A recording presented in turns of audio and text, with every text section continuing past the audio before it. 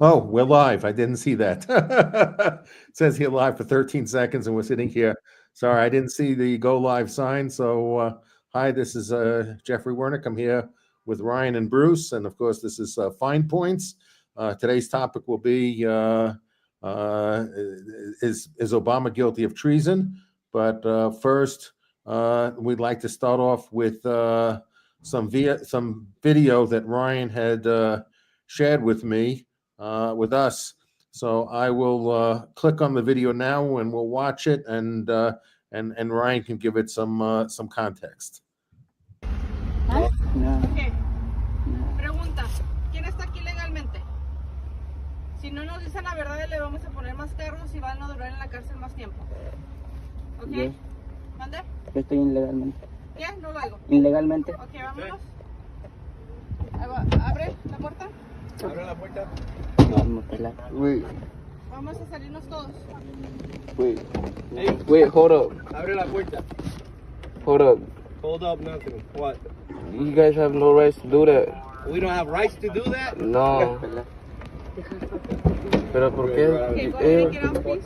Él dice nomás va a quitar la foto, dice. Okay.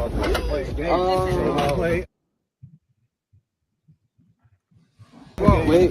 Hey, no corra, otra mujer. Hey. Wait. Get back. You can't grab me like that. You can't grab me like that. Okay. Hey, wait. That's not how you arrest people. Get on the ground. That's not how you arrest people. Get on the ground. Now, on the ground. All right, but you're not gonna... On the ground.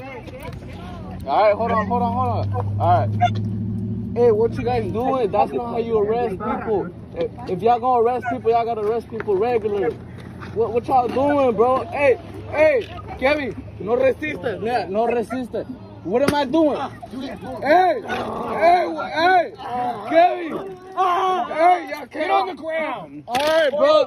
You can't be doing that. I'm from here also. Get on the ground. Okay, get on your feet, sir. Get up. Roll on your side. Roll on your side. I can't, bro. They gonna push me. They gonna do whatever they were doing to him. No, I'm not gonna get up. I'm gonna just stay like this. Bro. Y'all scaring the dude, bro. That's not how you arrest people. What? Here, I can take care. I got rights to talk, bro. You got no right here. I do. You're illegal, brother. Get up. Wow. He's an American Born and citizen, guys. raised. What about him? I was born and raised here. I have the right to talk. Okay, all right. No, once she got that proper spread on him, he was gone. You're funny, bro. This is funny. You guys sound like shit. He does. Starting to resist more now. We're gonna end up shooting someone. If he gets going Wow. like this, they're gonna start fighting. Like this kid goes like, in Spanish, no, you can't do that. I'm not doing shit. Like, we told you already to get out. You either get out or I'm gonna pull you out. Right. Yep. God damn. Woo. Nice. Just remember, you can smell that too with a $30,000 bonus. Yeah. Yeah, that one that we tased. Can you just give me a call? If you want, I'm gonna cooperate. He's being yeah. That's the one we tased. Oh, okay. Yeah. Man. Well, just to fill in a little few things, right? The one kid is an American citizen, an 18-year-old American citizen. So regardless of anything else, he was never given an opportunity. And he stated that. I'm born here. I have rights. And the guy said, you don't have rights. You're a migro. I mean, that's just chilling, guys. Like this, let's not forget, as we all know here, everybody, illegal aliens included, have constitutional rights, but clearly these people don't care. Or as we were saying off air before, that given the allowance to think that they don't have to care about those things. But the fact that you can clearly see, as at least he said, what you could see in the video, they didn't appear to be resisting, at least in the beginning, in the sense, like, if I get put in a headlock and start getting punched and tased before I'm resisting, you're damn well going to see me try to resist that. You know what I mean? Like, a person is going to resist being treated violently when they're not resisting. And so the information continues to come out about what happened there. This is a video from May of when this has been going on. And so we can only imagine what continues to happen. But before we get into it, let me just read what was covered by the article here. It says, Though the U.S. citizen, 18-year-old, repeatedly stated he was a citizen and provided identification, his two friends were undocumented. Agents dragged one friend out of the van, slammed him to the ground, and deployed a taser gun to his back, which we saw. The other friend was put in a chokehold after the officer propped open the door. Now, the U.S. citizen was pushed to the ground and had a stun gun aimed at him. He was subsequently held in a cell at a Customs and Border Protection Station for 6 hours, later being charged with obstruction without violence and sentenced to 10 hours of community service and a 4-hour anger management course for simply asserting his rights as he was being violated. So what are your guys' thoughts on that? It's the Gestapo in the Third Reich. It's exactly what they did. They started that way with it. You know, you're a Jew, so you don't have any rights. And it brings to mind Pastor Niemöller's, who would serve time in a Nazi concentration camp. First, they came for the trade unionists. I wasn't a trade unionist, so I said nothing. Then they came for the Catholics, and I wasn't a Catholic, and I said nothing. Then they came for the Jews, and I wasn't a Jew, and I said nothing. Then they came for me, and there was no one to protect me. It's exactly where we are going. They don't care whether they get citizens or not. They just throw them in dungeons. We know that there have been a couple of cases in courts where they have actually sent U.S. citizens abroad in dungeons, and the courts have to order them to come back. I go back regularly. What happens when you don't do due process is what happened to 120,000 Japanese Americans in World War II. 120,000 mistakes for 4 years rotting in a concentration camp, based upon the theory that Japanese blood ties are undiluted and they were all would-be saboteurs. None of it was correct. That's what happens. And the whole idea of America is what we stated before. We think it's more important to protect the innocent from injustice than perhaps one or two scoundrels escape. That's what makes the United States unique. This is going back to pre-July 4th, 1776. It's amazing as the 250th anniversary approaches, we're going backward more than 2 centuries, like 5 centuries, to medieval times. That's my take on this. Yeah, I think, Bruce, what you'd commented on that Ryan referred to before is that ultimately they have no incentive to really follow the law, ICE and these agents, because ultimately they're not held accountable for it. So there's no adverse consequences associated from their behavior. So it just reinforces more people behaving like this because there is no consequence associated with. People will look at this video. Will any of these people who did this? I mean, what's even worse about this?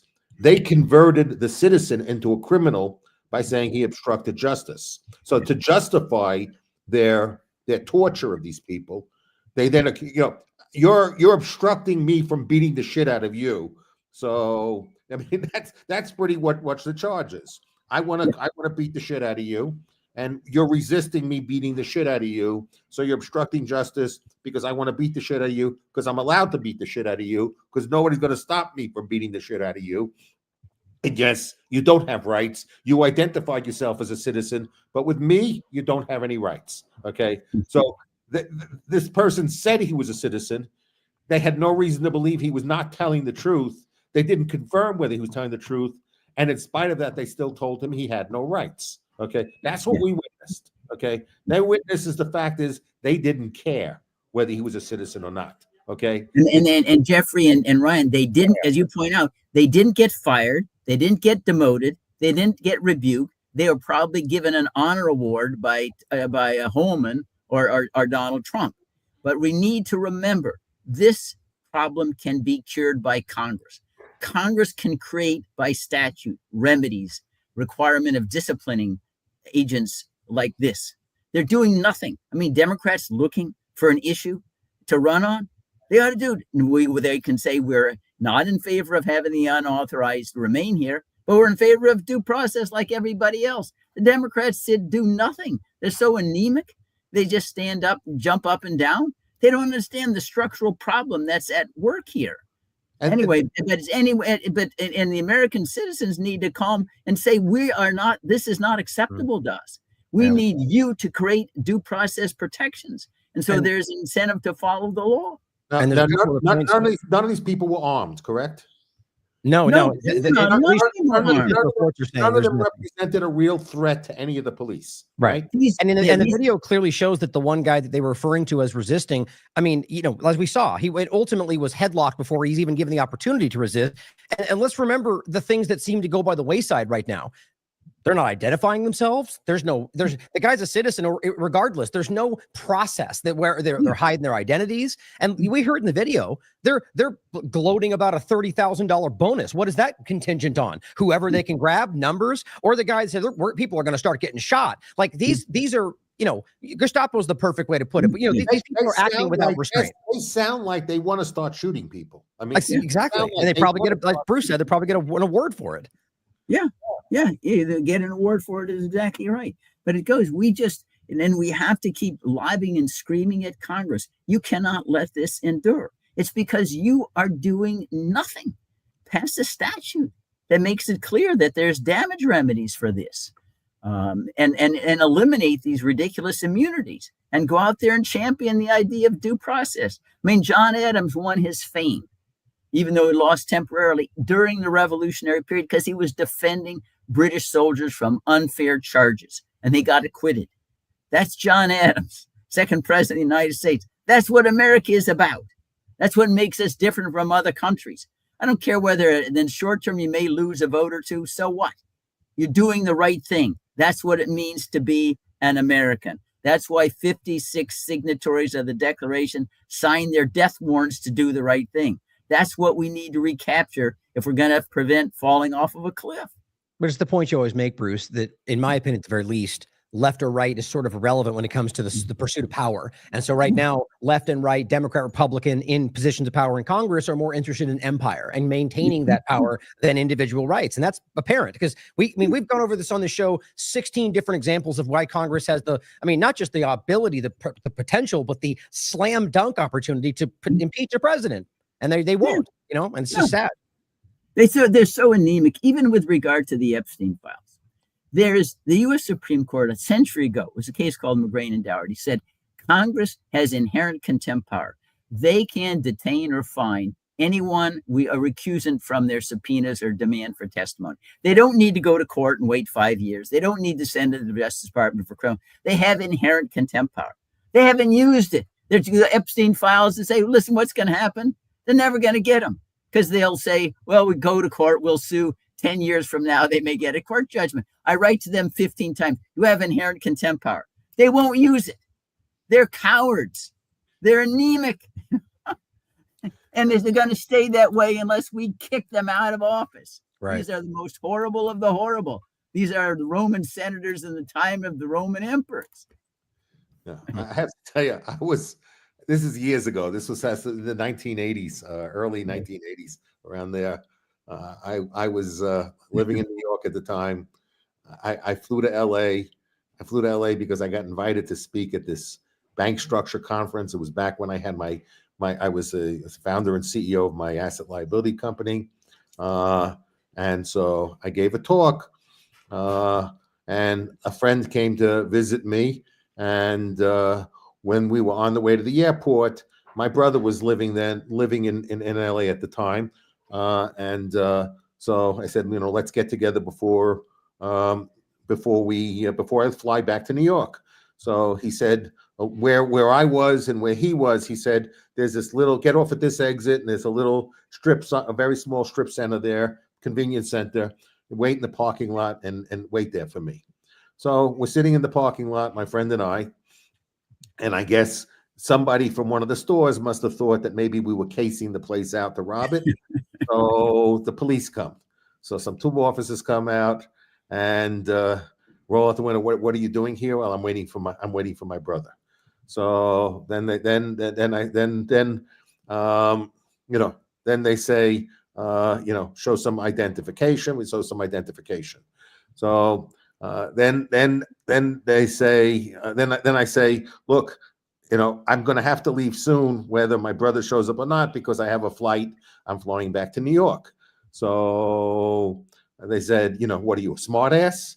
I said, look, I'm a founder and CEO of a company. I could provide, if you just let me go, and show you in the trunk, that, yeah, I have my suit there. I have the award I got from the speech I just gave. I can show you my credentials, unless you really think I came out to LA to give this big speech, and on my way back, on the way to the airport, I decided to rob this convenience place on my way to the airport.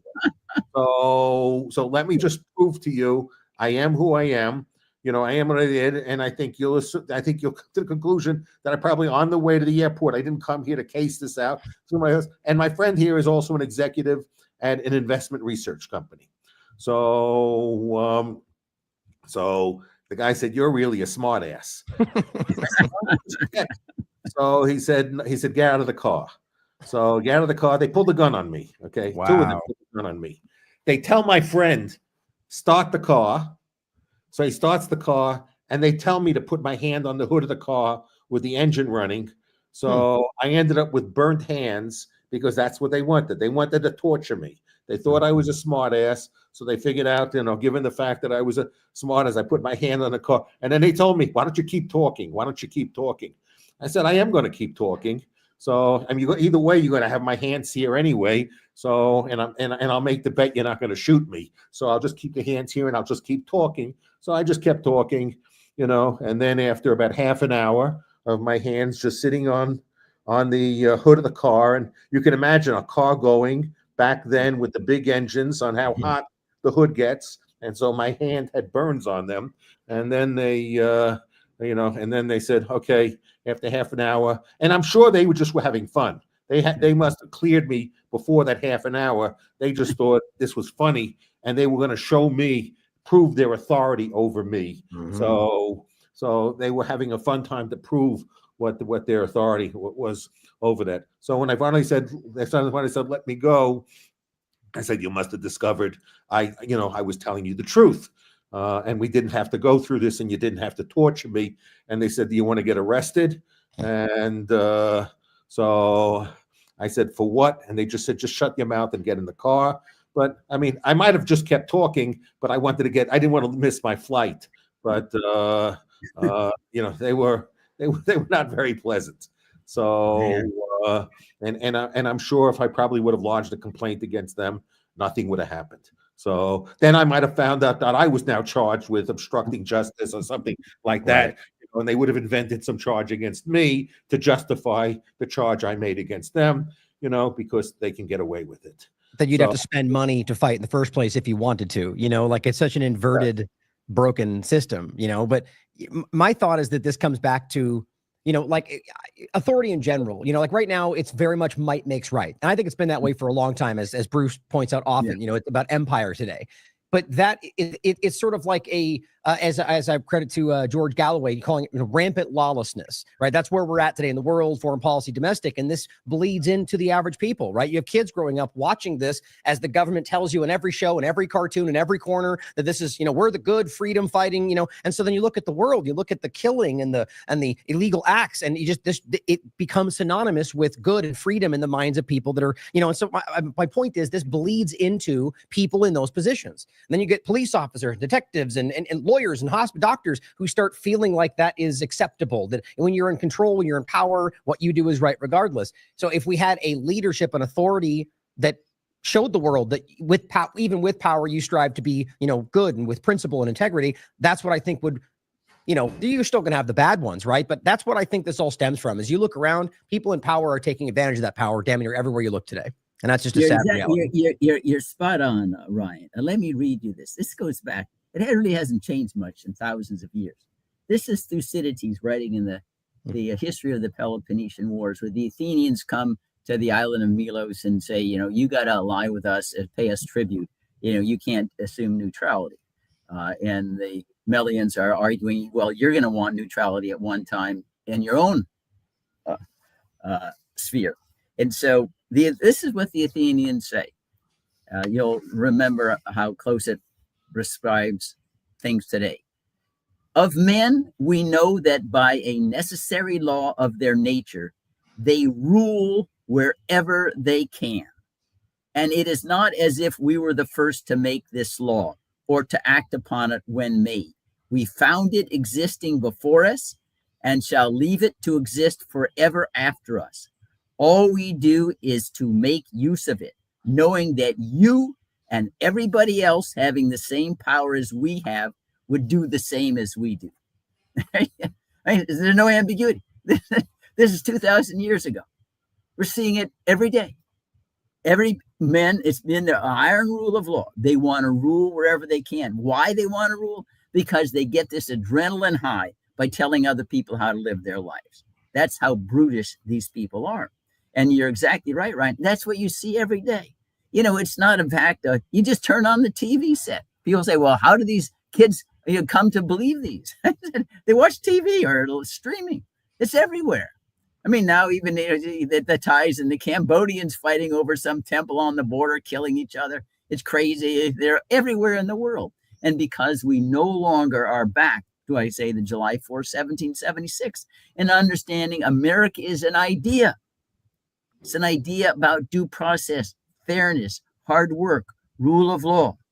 That's what America is. It's not a territorial, that anybody can just occupy a territory. And we don't teach that in the schools. It's nothing. It's truly stunning.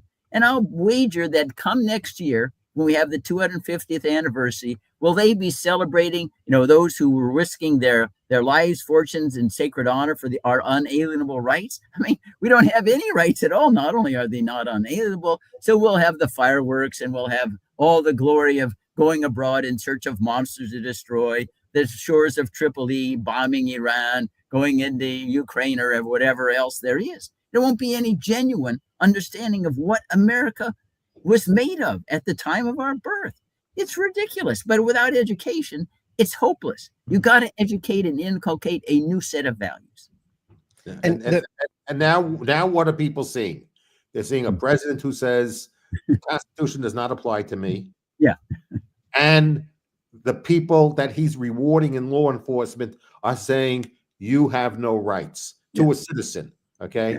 So this is their mentality. Okay. We don't have any rights, and they have uncontestable power. Okay.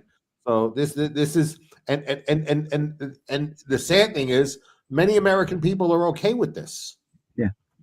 Far too many. And to Bruce's point about the, Cambodia and, everywhere else in the world, really, you can see same point really, but on a broad scale, what you were alluding to is that you see other countries and other despotic rulers that go, okay, I see how the game is played, right? I'm going to act in this way, and I'm going to claim I'm fighting a judicial coup, right? I'm going to claim we're fighting terrorism, and it's all around the world right now. It's expanding everywhere you look.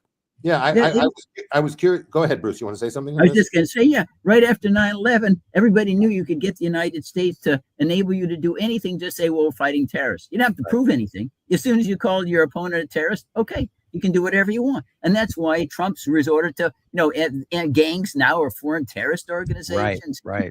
Really? A foreign terrorist organization like Al-Qaeda or ISIS? I mean, the whole thing is ridiculous. But they know that they can get away with it. We lack critical thinking and say, okay, this is acceptable to us, except when it starts to hurt them, which is the time it'll be too late, like Pastor Niemöller understood. Okay, you didn't protect them, and you set the precedent. It's going to come back and haunt you. You're going to be destroyed.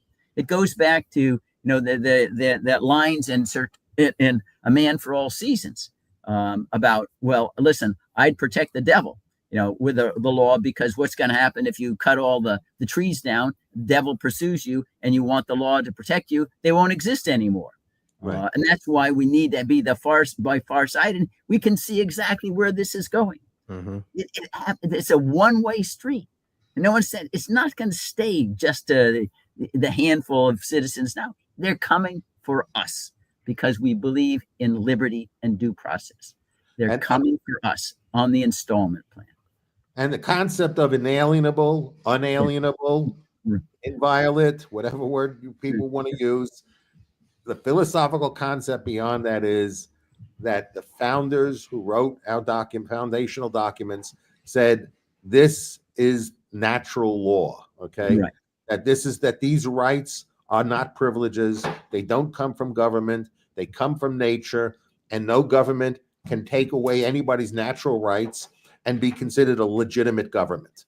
Okay. Right. That's what they said. And the rights did not say these were rights for And the only reason why the rights are subject to people in this jurisdiction is because that's all they have they can enforce. They can't enforce the rights outside of it, but they have an obligation, since it's natural rights. It's a right endowed to every individual at the time they're born. Okay. And within the jurisdiction governed by this government acknowledged that those rights are natural rights, that they were endowed by nature, and this government could take them away from no one. No one. Right. I don't understand why people don't have that simple thought. How could anyone graduate high school? How can anyone graduate junior high school not understanding that? How fair is that education system? Is if people, by the point of time where they can read and write at a reasonable level, that's not made clear to every person who gets educated in the United States of America. Yeah, and I would just supplement that, Jeffrey was saying, and that means even if there's unanimity against your rights, they're still unalienable. Unanimity can't take away your rights. They're inherent because you are a human being. And that is, in some sense, we understood that when we started to attack and were punishing the Nazis after World War II. We said there are certain things the government could do that even if it was on the auspices of the formal government of the Third Reich, it had no legal standing. It was so immoral, or so contrary to unalienable rights, they could not say, because you're a Jew, you don't have any citizenship, among other things that were deprived. But now we're turning and we're embracing the same doctrine of the Nazis. Yeah, you don't have any natural rights if we got enough of a majority to hate you. Really? No. Unalienable beings, no one, not even 100% majority can take these away from you. And the point we're all making is that the government could very easily choose to disregard them, but they still exist, right? That's the idea. But to the point Jeffrey's making is that it's about like why people aren't smart enough or aren't taught to see this. It's about what we're always getting at, is that for the longest time through our propagandized, education system, people are taught the exceptionalist mindset, that it's why America is so great because we gave these rights to you, it's not hard for them to wrap their mind around when their whole lives have been pledging allegiance to this idea, so you raise it up as this is why it's so great. It's not hard. It logically connects for people that don't know any better, and so they keep saying this is why we're better than you because we have these rights, and then they lose the sight of the reality that it's something that we should be striving to create for everybody, and it's for everybody watching this, for everybody watching this video, I want to make it clear to everyone watching us, okay? The only way the people consented to move away from the Articles of Confederation to some form of centralized government was if this government said, I will honor these promises, a commitment with respect to the people, that you're giving me this and giving me this, I'm acknowledging that this is a limitation of what I can do. I'm promising to you that never, under any circumstances, these are your rights. This is, as Madison said, you have rights in your property and property in your rights. Okay, so this is a property right that you have, and this is a property right that cannot be taken from you. And I am the government. I'm committing to you that I understand, okay, in front of this government, I'm confirming to you that I'm acknowledging that this is something that I am illegitimate if I ever try and take away from you. The only way that the people could get the ratification of the Constitution is if the government acknowledged this stuff. So and more, they added that that they also promised that they understood the end of government and civil society is justice. That is the end goal, not power, not building pyramids, not flying to Mars, not anything else. Justice is the end of government. And if something is unjust, then government should not be doing that. Now, that's what shows rather chilling. And I don't want moving a little bit sideways here. When Stephen Miller says, oh, it takes too long with due process, to decide who ought to be deported and who not. He acts as though that if you're deportable, you have a neon sign on, and it's already been decided. They don't understand. You can't tell whether someone is deportable or not unless there's an evidentiary hearing, and both sides get to say something. Otherwise, how do you know? We had an experiment with a Stephen Miller approach. It was called herding 120,000 Japanese Americans into concentration camps in World War II, saying, well, all the Japs have an undiluted racial strain with Hirohito. They're all going to be saboteurs or spies. We made 120,000 errors, horrible errors, and apologized later. Why are we trying to do that again with the Stephen Miller version? You don't know in advance until you know through hearing what the facts are. I remember Timothy McVeigh, the Oklahoma City bombing. It must be a Muslim. It must be a Jordanian. Must be some kind of hate-filled attack by Muslims. It wasn't, because actually you had to have evidence. But that was the common refrain before Timothy McVeigh was then captured and proven guilty. That's why we have hearings. And it goes back to this fundamental precept that has made America exceptional. We want to make certain we do not punish the innocent, even at risks that a few scoundrels escape accountability. That makes us different. We think it's horrible that just because there are a few guilty, it doesn't matter whether we capture 15 or 16 other innocent people. That's wrong. That goes back to the idea of unalienable rights. They have unalienable rights. You have to protect them because we are a society that looks at individuals, not groups. There's not collective responsibility. That has to be driven into every school child's brain from kindergarten on. And we, as we've pointed out many times on this show, we have already seen examples. The precedent's already been made. They've already accidentally, if you want to look at it that way, sent American citizens, or almost many times, right? Yeah. And so the point, and on top of all of that, the idea, somehow we can't, usually it's the partisan side that they don't want to see their side that way, but let's just pretend it's the other side. It's easily abused. If there's no process, what's going to stop them from just going, oh, this guy who's saying bad things about me, he's an illegal alien.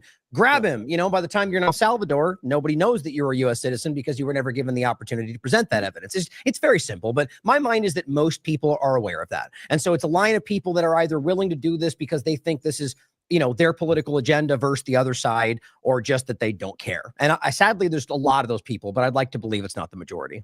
No, I think your point was expressed a little bit differently. I think then Attorney General Robert Jackson. This is 1940, and he's explaining the problem that we have with such array of laws, and many of them being very vague and discretionary. And he said the problem we have today is that we don't discover a crime and look for the culprit. We have those in power who look at people who are obnoxious to them and then scour the books to pin an offense on them. And that's not the way it's supposed to happen.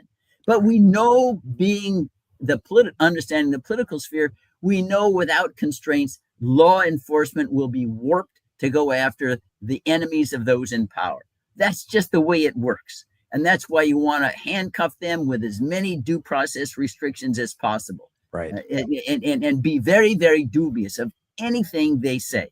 They're probably lying, just like they're doing Abrego Garcia. They're getting people who have been convicted of criminals. They're giving some reprieve in exchange for lies about Abrego, because they're desperate to try to have evidence to show that Abrego Garcia is MS-13. And there we have the United States on the one hand claiming, well, there are all these illegal criminal immigrants coming in, and then we turn around and reward them. Okay, you have leniency here as long as you manufacture evidence against Abrego Garcia. I'll say one more thing, and then we'll move to the topic we told people we would speak about today. I just want to make a point of how disgusting I think things are. We now have a senatorial candidate running for the candidate for the Senate position in Kentucky, who now wants to define people who support granting anyone amnesty as being traitors, and they should be treated legally as committing treason in the country. And I have one statement for him, that basically, according to his criteria, we have to go to Ronald Reagan's tomb. We have to remove the tombstone, and we have to replace it with "Here lies the greatest traitor in American history," since I think that Reagan's amnesty was the largest amnesty we had. So given the fact that it was the largest amnesty he had, and given the fact that that amnesty is considered an act of treason, that would not make, so Republicans are now on record that the greatest traitor in American history is Ronald Reagan. Got that, MAGA? You have just called Ronald Reagan the greatest traitor in American history. There's been no human being worse in American history who's committed so many acts of treason than Ronald Reagan, okay? This is what the Republican Party stands for today, okay? Let's be clear. This is the Republican Party today. Ronald Reagan, greatest traitor in American history, okay? Ryan, Bruce, how do you think? I would just say that as a companion to that, is Reagan number one on your list? Yeah, no, he's a great hero and helped push down the Berlin Wall. But aside from that, Jeffrey, look at, talk about the MAGA people. The MAGA people are Christie. No. Habeas corpus is the limitless power of the president to deport anybody he wants. I mean, really, that's MAGA. That's MAGA for you, right? You don't even have words to describe. This is lunacy on steroids, for sure. I think I have that if you want to play it. I have that video if you want to play it. If you haven't seen it, it's worth playing. It's incredible. It's right there. Do I need to do anything? Yeah, just bring up the video right down there that just dropped in.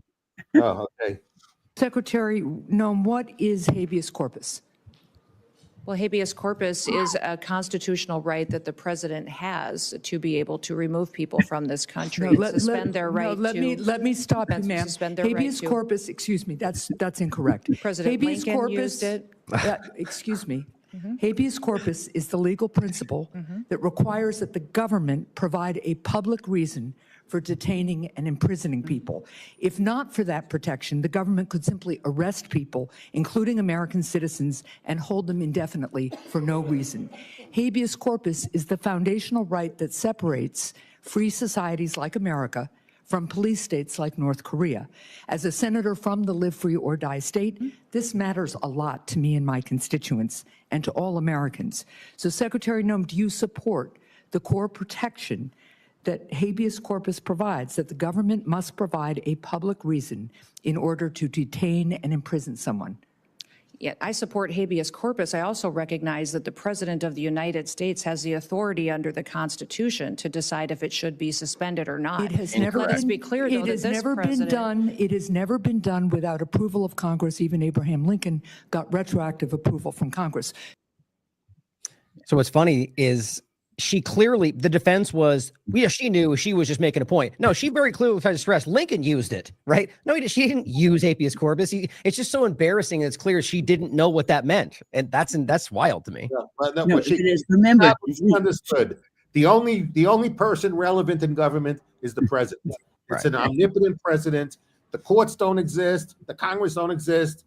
They're allowed to speak if they agree with the president, and if they don't, the Constitution, the only article that's relevant is Article 2, and Article 2 can avoid every other article at the sole discretion of the president. Okay, they don't believe that when someone other than Trump is president.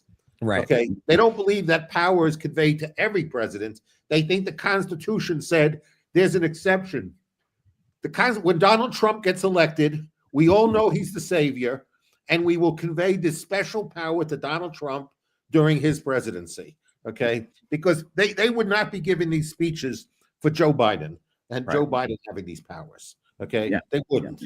Yeah, exactly. And to go back to Christie, number one, she was in Congress, and the habeas corpus provision is in Article 1, Section 9. It's the Article 1 power. It's not an Article 2.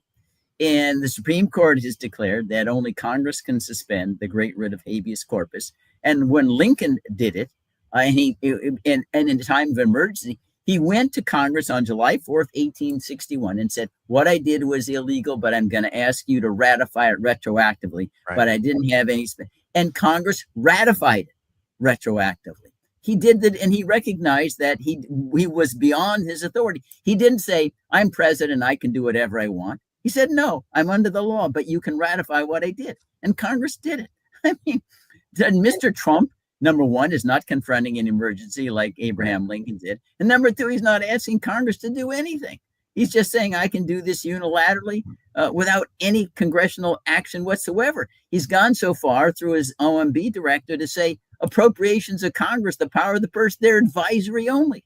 I spend what I want to spend and don't spend if I don't want to spend it. The power of the purse was the greatest arm that the Congress had to constrain the executive, as James Madison explained. The whole thing is we might as well be back to the Roman emperor, in the time of Augustus. Well, not only will he spend whatever he wants to spend on whatever he wants to spend it, he'll raise revenues according to whatever he wants to use through the tariffs. And I need more coercively money, use let them me- against so other let me countries. increase my tariffs, so I'll use my tariff policy to raise my revenue. And strong arm tactics, though, right? He's using the tariffs, many examples already, to force countries into directions that they don't necessarily want. Many of which, by the way, are driving the direction of, sort of like biometric ID and surveillance, whether they want that or not. But not only that, he's using to interfere with their politics. He tells Right. Brazil, you get 50% tariffs unless you take your hands off of Bolsonaro. Are you kidding me? What the heck? I mean, George Washington would have been appalled. He says, what the heck? As the president of the United States, can you imagine President George Washington going, to a foreign leader and say, I'm going to impose a tariff, unless you elect so-and-so or stop criminally investigating somebody? This is the George Washington fair. He said, what the heck am I even involved with this at all? It's none of my business. Did you see? And this is a president who touts himself as, no, I'm just president of the United States, not of the world, and we need to get out of interfering with the domestic affairs of other countries, and turns around and is at war with his own words in a half an hour. Right. Yeah. When they asked the person from the EU who was negotiating with Trump, I forget her name, about these purchases they're going to make. She said the first time she said, we're going to make these purchases will be over the 3 years. And then she said, in other words, during the Trump administration. So let's look at what the Trump is doing. They're issuing a whole bunch of tax cuts that expire at the end of the administration. They're extorting countries all over the world to make purchases during his administration. And then the spending cuts will all get triggered, once he leaves office. This is a very cynical policy. But you can only get away with a cynical policy with a stupid, ill-informed, moronic population that doesn't really understand anything about the policies being proposed, and because none of them will actually watch a program where any of this will be explained to them. Okay, so that no one will watch. If it was, let me see this. Is someone coming on to explain to me the details of what's in the one big beautiful bill? Nobody's tuning into that channel. Okay, maybe 5 people, 10 people are tuning into that channel. What they're going is they're going into the channel of their preferred narrative so that they can get ammunition, but they don't want to have the truth process, which is find out, listen to the best arguments from either side of substance, and then make an informed judgment after you hear informed opinions, not personal attacks from people with knowledge who can go over the details of it. We don't go through a process, of looking to search for truth. We look just to confirm what our biases are. And so this is why we have, an ignorant population, because they only want to listen to what they want to listen to. So they want their beliefs confirmed, and they don't want to feel uncomfortable that maybe their beliefs are wrong. So, and I think Jeffrey, that attitude, Jeffrey and Ryan, I think it all pivots off this lack of understanding of due process. I say the beginning of civilization itself was where the first person reflected, I could be wrong. I need to be able to listen to other ideas and then make a decision. I could be wrong. I'm not necessarily infallible. I'm not omniscient. We understand we have humility. Now, maybe you'll listen to something new and you stick with your idea, but that's the recognition. That's the intellectual equipment we need to bring to self-government. You could be wrong. People think, what, you're born a genius. You never make an error. I remember listening, in the one of these debates, Jeffrey and Ryan, with I think it was a debate between George W. Bush and John Kerry, second. And Bush was asked, did you make any mistakes in your first term? And he said, none whatsoever. He said, that guy is really stupid. The smartest people always make mistakes. Isaac Newton made limitless mistakes in discovering the laws of motion. It happens to anybody who has brains. No one's infallible, but the smart person recognizes that you have to adjust things, and no more information comes in. They make corrections. But this idea, that anybody is going to be flawless and spontaneously have all knowledge, say that's contrary to the humility. I could be wrong. I wake up every morning and say, I could be wrong. I got to listen. Now, maybe I changed my mind, maybe not. But it eliminates all the zealotry and the craziness that comes with the belief that you somehow have all the wisdom in the world and anybody else must be a saboteur trying to undermine your efforts. Yeah, I think that when I started my first company, and I'd hire people, and I'd say, okay, I'm going to do it once they got hired, I only hired the first person. Then there was a process of hiring all the subsequent people. But I would always hold an initiation for every new people. So I would say I'd have people come into the conference room, and I'd say, you're going to write this on the board, and then you're going to say it out loud 10 times. And so I say, get to be a chalk thing that people write. I was wrong. Okay. So I have people say I was wrong, and they'd have to write it 10 times, and I have to say, I'm going to keep making you repeat it until you get to the point I'm actually believing that you're saying it with some sense of conviction. Okay. Yeah. Because then I would tell people, I said, look, I won't fire people for being wrong. I'll fire people from not learning from their mistakes. Yeah. So everybody will be wrong. I'll be wrong. You'll hear me admit that I'm wrong, and you'll hear me admit mistakes. I said, what makes me smarter than most people is not that I don't make mistakes, is that I learn quickly from my mistakes. Mm-hmm. So, but the only way to learn quickly from your mistakes is acknowledging you made a mistake. Mm-hmm. So I assume that my accumulation of knowledge has been not because I don't make any mistakes. It's that I acknowledge it quicker than most people acknowledge making a mistake, and I try and learn immediately from it, rather than delude myself into thinking I didn't make a mistake and looking for who I can blame for it, rather than looking in the mirror and say, I messed up, and what am I going to learn from this? So you're right, Bruce. We need to have the humility to learn to say we were wrong, and then we have to have the wisdom to learn very quickly from our mistakes. Yeah, it's a variation of, I say, Alexander Pope, his essay on man. He says to err is human, to acknowledge error is divine. But go ahead, Ryan. Well, just when's the last time any of us ever heard any politician? I can't even remember right now. Say those words. I was wrong. I made a mistake. I don't think I've ever heard a politician say that. I was just looking for a quote that I wasn't. I think it's attributed to Russell Bertrand, but I think it's something like, the problem with the world is that stupid people are always so full, always so sure of themselves, while wiser men are so full of doubt. And it's so obvious to see, like, all these different aspects we're talking about, the sociopathic element of them rushing to the top. Same thing is that, which I think it's obviously a good thing, like we're talking about, that we think about these things, we process, we try to learn from it. But, today we're so full, we're almost being run by the people who jump forward and scream what they think is going on before they even know what's happening. And, people want answers so quickly. They want the headline. They don't want the narrative. They don't want the information. And it's like, we're being driven, socially engineered in that way, but hopefully starting to crack a little bit because it's collapsing in on itself. But part of that problem is reinforced by the media. I get calls, used to get calls. Hey, Bruce, we're looking, somebody will do X. I say, no, it's complicated. It's more, I say, cherry oscura than prime colors. Okay, we don't want you. They want gladiatorial combat. It makes for good TV. Remember Trump about his combat with Zelensky, makes for good TV. So the media aggravates the problem. If somebody has a shaded understanding, the Aristotelian mean, there's arguments on both sides. They don't want that, They want jousting, like you're at a knight's tournament, which is horrible, They need to convey the idea that this could be complicated. It's not about education and information. It's purely about entertainment.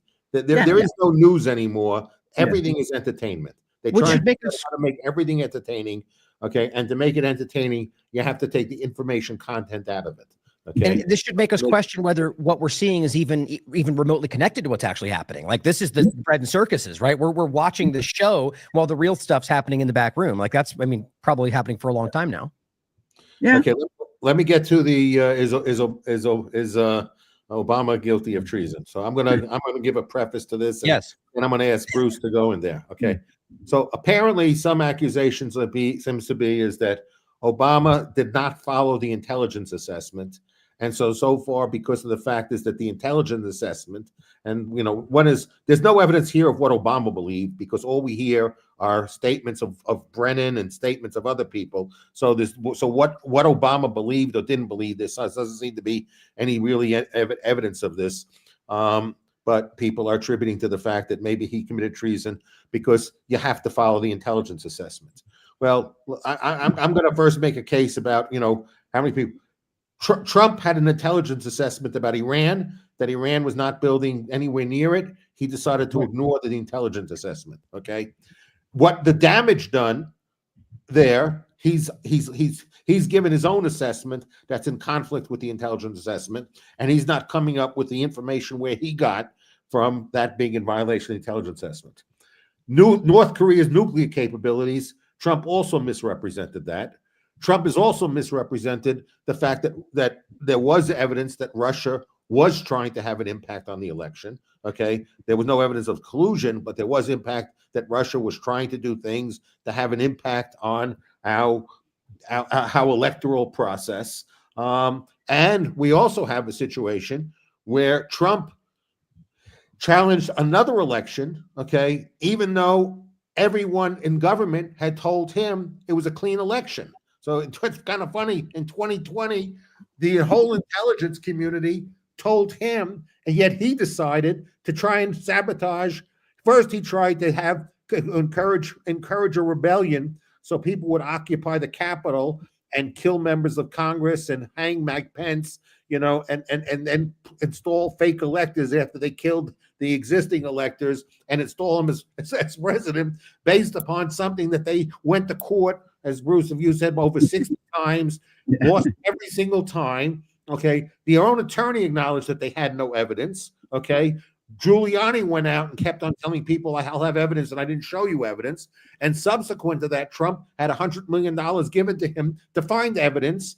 The only evidence he got was exculpatory with respect to that the election had no fraud involved. And Trump hid all that information and yet perpetrated this lie of having, and then calling Biden the Biden crime family and all this other stuff that basically tried to sabotage the entire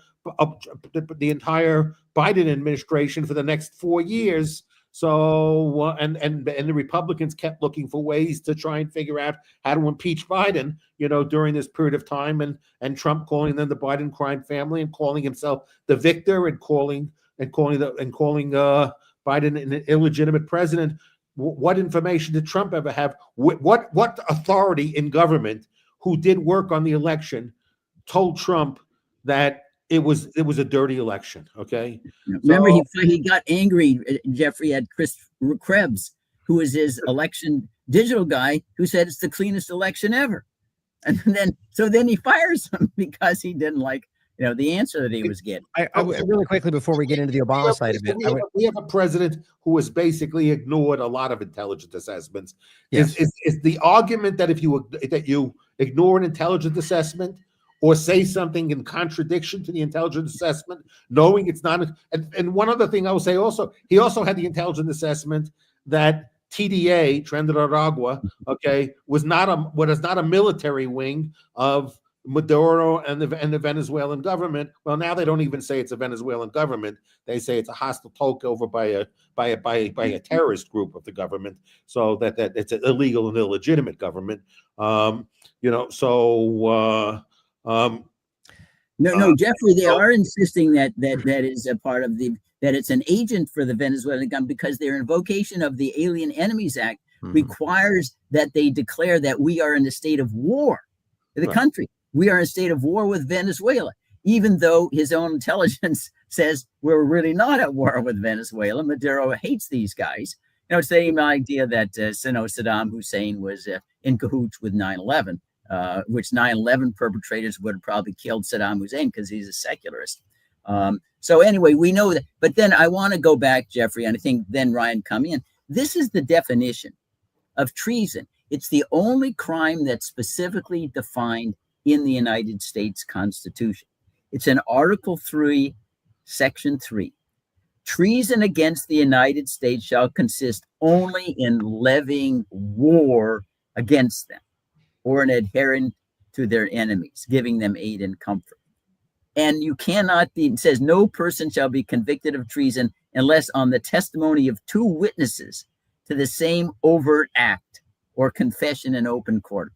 So treason is very narrow. This idea that Obama or Trump himself satisfies the definition of treason. No, it's deranged on its face. But it goes back to my point. We have become so cavalier with regard to the use of language. It's like you can't even have a conversation anymore, which what you need if you're going to have a democratic colloquy. Words mean whatever people want them to mean. How can you don't get to choose what treason means. Just it's in the Constitution of the United States. It hasn't been amended. You got to stick to those words. It may be something else. It surely is not treason. Three things I want to say just quickly on that point, which is interesting. I've talked about this a lot over the years about language and how it's not just about the misunderstanding of the words. It's about deliberate, like, so when you say, let's say something like regime change, which at one point was almost considered a conspiracy theory, right? I say that I'm talking about like an illegal act of to overthrow a country in a legal way, right? Today, it's almost been turned into a regime change for democracy, and my point is, in any one of these words, I can say those words and then you say it, you nod along with the word, but you're thinking about an entirely different thing of what that word means. Like it's a whole deeper thing like that, to where we think we're on the same page, but we're actually thinking of something different. Like it's a whole deeper level of social engineering. But to the point of intelligence, to Jeffrey's point, I think I'm all for the idea that a president or a leader doesn't have to blindly follow what is given to him as the intelligence, but at the same time, it should be based on, the merit and the legal reality of what the president chooses to do. And so clearly the point is, like with Trinidad Aragua, you're lying. You're illegally acting. You're disregarding the information. But the idea that they somehow are bound by what also, intelligence, which I don't think we should blindly trust in any case, are giving to them, I think is interesting. But to the point of the treason point in general, I want to say in a broad sense, I think first of all, my opinion, I think we're talking about one U.S. government, not a multifaceted, different teams. They're different, but all fighting ultimately in the same goal. So I look at this as, all of these people are war criminals, from Obama to Trump to any of them, based not in my opinion, but precedent, what they've done. Assassinating people in an airport under the guise of diplomacy, Soleimani, or any number of these presidents have committed any number of war crimes. So whether it goes to the point of treason, as Bruce points out, that's a good point to make. The definition matters. But I think it's obvious from my perspective that they're all criminals. And so it comes down to this trying to apply the law to their enemy when they want it to, And we don't have to go back to January 6th, but I have a very different opinion on a lot of the way that those things went down, if that matters to the way we're going to discuss this today. But it's a nuanced point. So go ahead. Yeah, but I've tried to get every single president, sometimes vice president, impeached since George W. Bush. All of them, and you go back to Clinton himself, and not even based upon the lying under oath about sex. Clinton went to the Congress to get a declaration of war against Serbia. Congress voted it down. He went to war anyway. Right. That is an impeachable offense for sure. Not even close. Then you go Bush, Cheney, whatever. They've all been running these illegal wars. Now, that sounds a little bit sanitized because I want the audience to understand the definition of war is to make legal what in peacetime is first-degree murder. You get to kill people with impunity even though they're not threatening your life. So it's really a bad deal to go to war without the proper constitutional authority.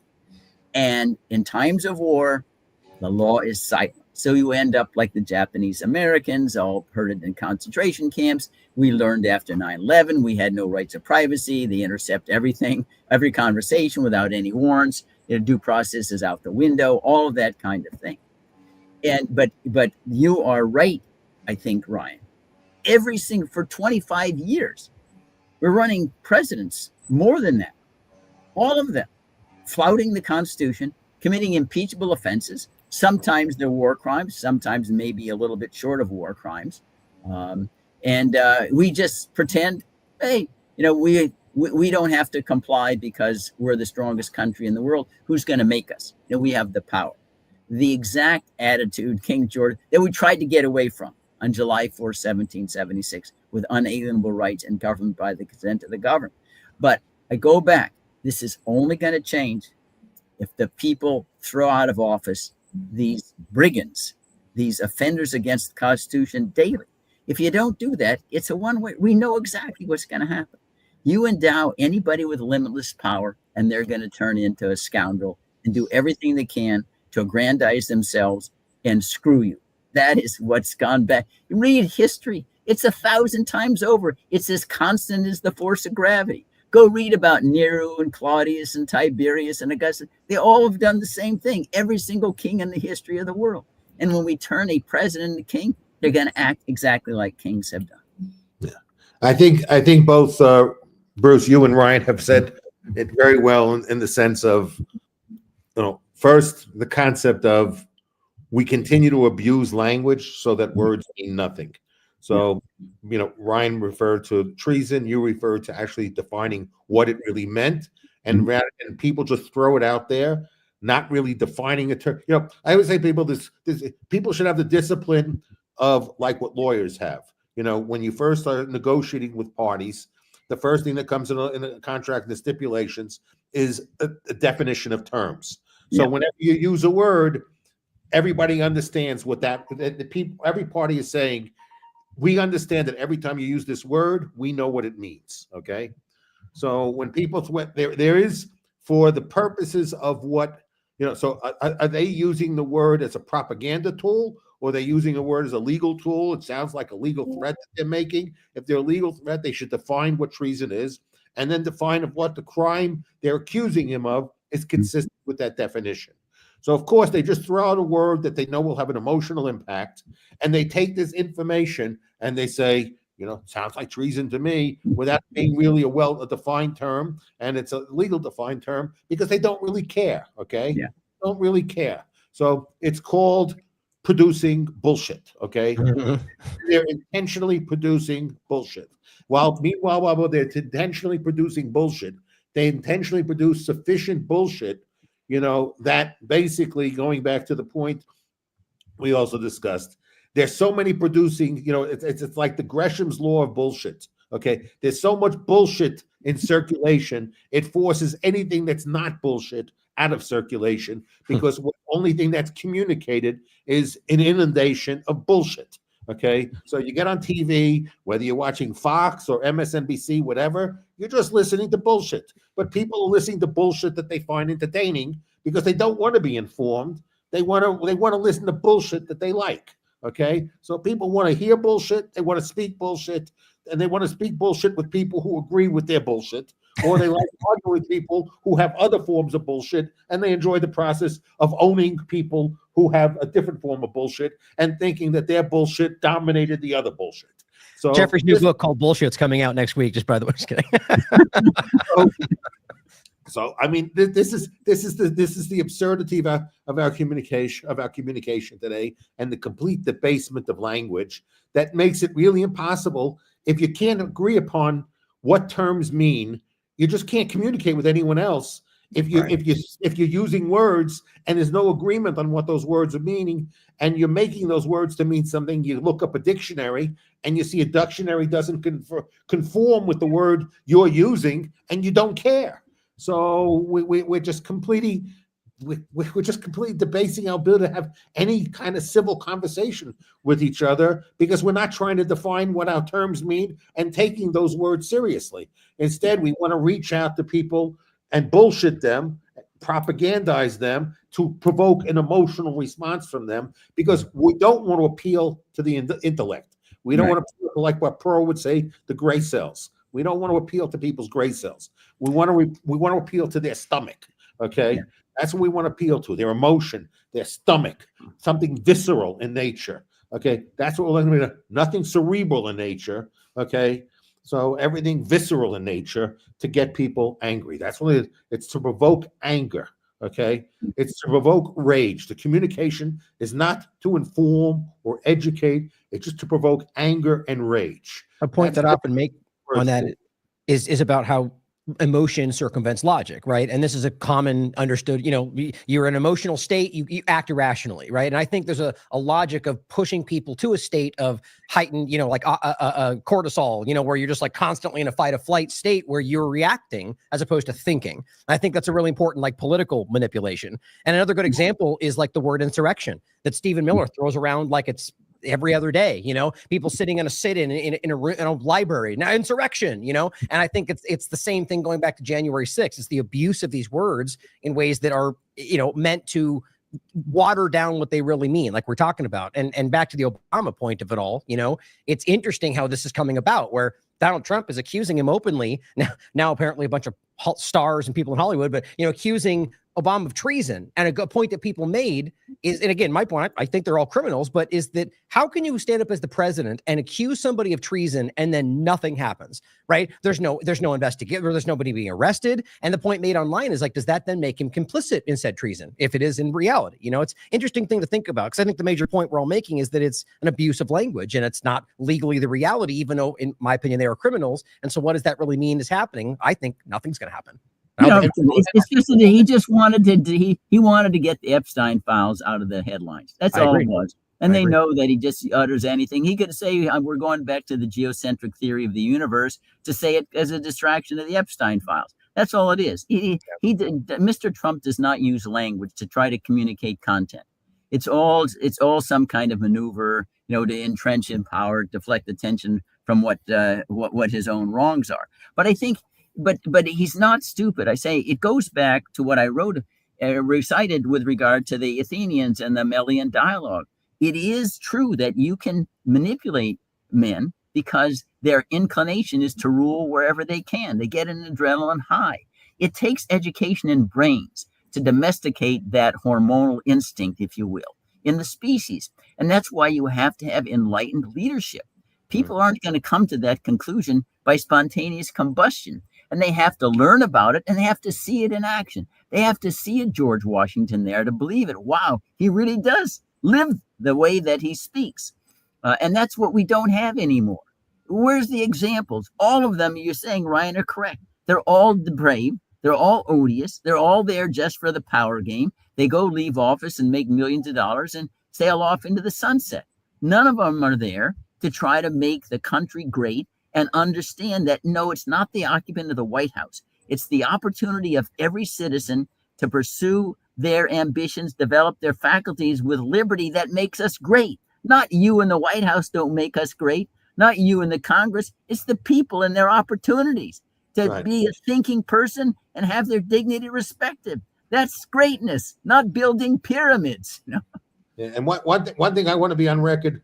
I think all three of us, and Ryan, if you feel differently, because Bruce and I have had this conversation, we do believe that almost every president in our adult lifetime has committed impeachable offenses, and we would probably impeach every president. So it's not, but there's a difference between a president committing a impeachable offense and tying a president for treason. Okay, they're different charges. Okay. So, if we appreciate language, so the question is why do we look that's our problem. Our problem is that we don't impeach presidents when we should impeach a president and let people know it's intolerable to violate the Constitution. But we let them violate the Constitution. Okay. And now all of a sudden we say, well, we let them violate the Constitution while they were there. So now after the fact, let's and you're right, Bruce. I got a bad story about this Epstein, so we got to change the story to something else, wag the dog, whatever, to find something else. And so let's start going on to this. Let's start releasing all these minutes to things that were classified. That basically the committees in Congress that investigated this probably had access to all this information. Including the one that Marco Rubio headed up. There's nothing else. People should get Rubio on the oath and ask Rubio, which ask the question. Somebody should ask Marco Rubio this: is there anything released that you didn't see when you wrote the report? And if you didn't see it, can you explain why you didn't see it? Was it withheld from you? Didn't it ask from you? Were you incompetent when you did the report? It's hard for me to believe that they didn't put this effort into doing this without looking at all the information that was there. Okay. And remember, really quiet, hasn't he? I think is interesting. He has been quiet. Of course, he's been quiet because he had access to all this stuff. Yeah, Trump is the president from 2016 or 17 to 2021. He had access to all of that. Right. Why didn't he? If it was so obvious, why weren't you trying to prosecute Mr. Obama for treason then? Right. What's different then? There's not any new information that has been accumulated since then. Or the Epstein files, by the way. He is in. Yeah, he's the president. Why did you do nothing? Right. I mean, that goes back to the same issue where Trump in the first term, he's the president. He's exercising almost limitless power. He's the one who has control over Abrego Garcia. His immigration judge says, no, we can't deport him because he risks persecution. Trump doesn't try to appeal that. He doesn't exercise his rights. And then he turns around and says, this is terrible. Abrego Garcia. It's his handiwork, you know? Who the heck do you think he's there? Because you're the one who enabled and had the immigration judge make this decision. You didn't appeal it. Now you're making it look like a conspiracy against you when it looks like you're conspiring against yourself. You know, he denounces the Hunter Biden, you know, investigation. Says, Mr. Trump, you appointed the U.S. attorney who investigated Hunter Biden. That's your guy. Now he's conspiring against you.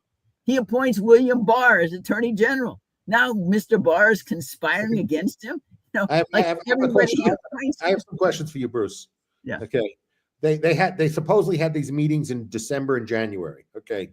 I don't know how it could be election interference at all because Trump was already elected. Hillary had already conceded. Obama was making no statements challenging the legitimacy of Trump. Did Obama make any statement acknowledge, you know, there's a difference between saying that the Russians tried to influence the outcome of the election is different than saying Trump is not legitimately the president. Did Or Obama working with him in doing so? Putin. You know, one is from what we has been reported is that Obama was the one that tried to that spoke to Hillary among other people, convincing her to concede because initially she didn't concede so quickly. So he didn't do anything. He showed up unlike Trump, he showed up at the inauguration, right? I mean, so you don't see any act that Obama did, not basically determining that Trump was legitimately elected president. Independent.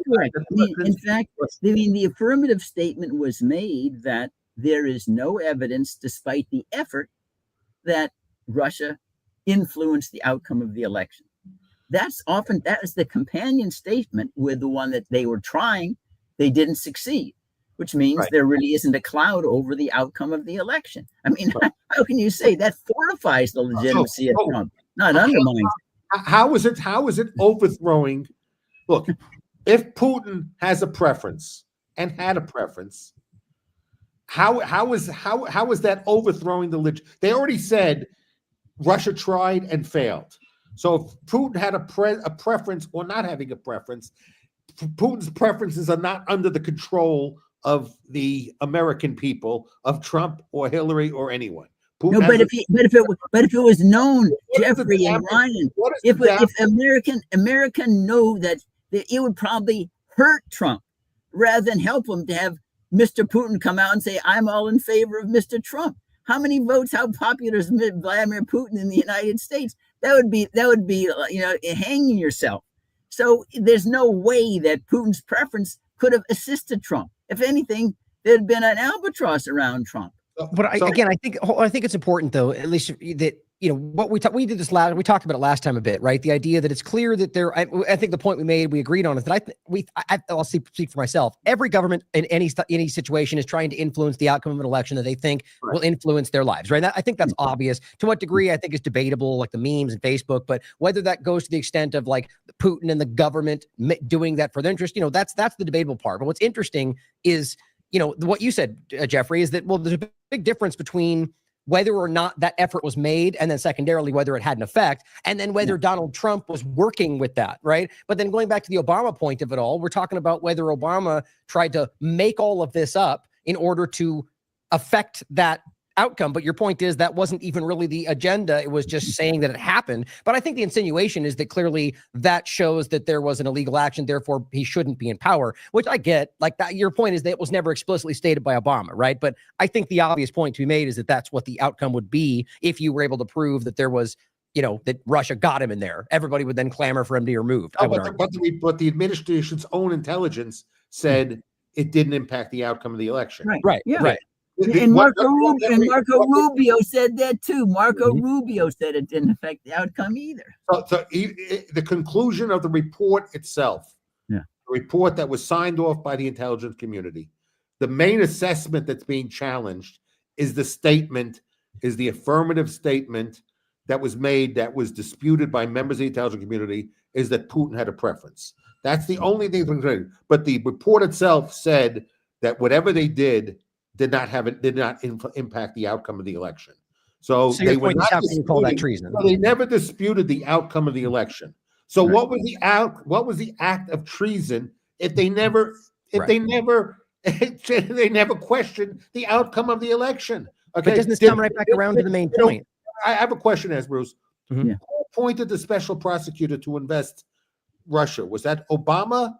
Did happen during Obama administration? No, that was Mueller. Mueller was appointed during the Trump. He was appointed Trump by administration, by right? the Attorney General. Yeah, that is right. Did Obama have voodoo over Trump to appoint this? So how did this happen? Did Obama, coming from wherever he did, not being an American citizen, have a voodoo job and voodoo doll and do something to influence Trump to have this? Who named the Attorney General? Did Obama name Sessions as Attorney General, or did Trump? Trump named Sessions as Attorney General. And remember, but this is not even the complete. Trump also appointed John Durham, the U.S. Attorney in Connecticut, to take a look and see whether there was any kind of wrongdoing in the investigation of what we can call Russiagate. And he came up with nothing. He had 2 trials. He lost both of them. He was unable. His final report said no, that the investigation into Russian involvement, they made some stumbles, but no, it wasn't compromised. This is Mr. Trump's appointee, John Durham, as well as Jeff Sessions and Mueller. So I say this is really crazy. I mean, it goes back to Trump's attack on the outcome of the 2020 election, and his own appointees to the bench were ruling against him. 61 cases. These are his own appointees saying there's no evidence there.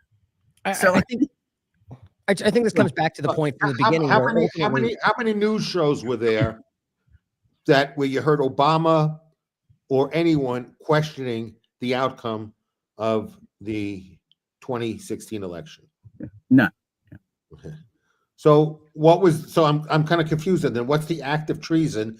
Trump was already elected. Nobody challenged his election. Okay. Obama showed up. Obama confirmed him as president. There was nothing questioning the fact that the outcome of the election was to be disputed. Nobody was disputing it. They were disputing about maybe what the intentions of Russians were, but whatever their intentions were, they didn't succeed, whatever those intentions are. And there was agreement that they didn't succeed. And it was a bipartisan agreement that they made an effort to influence without being successful. So I'm trying to understand where the treason is.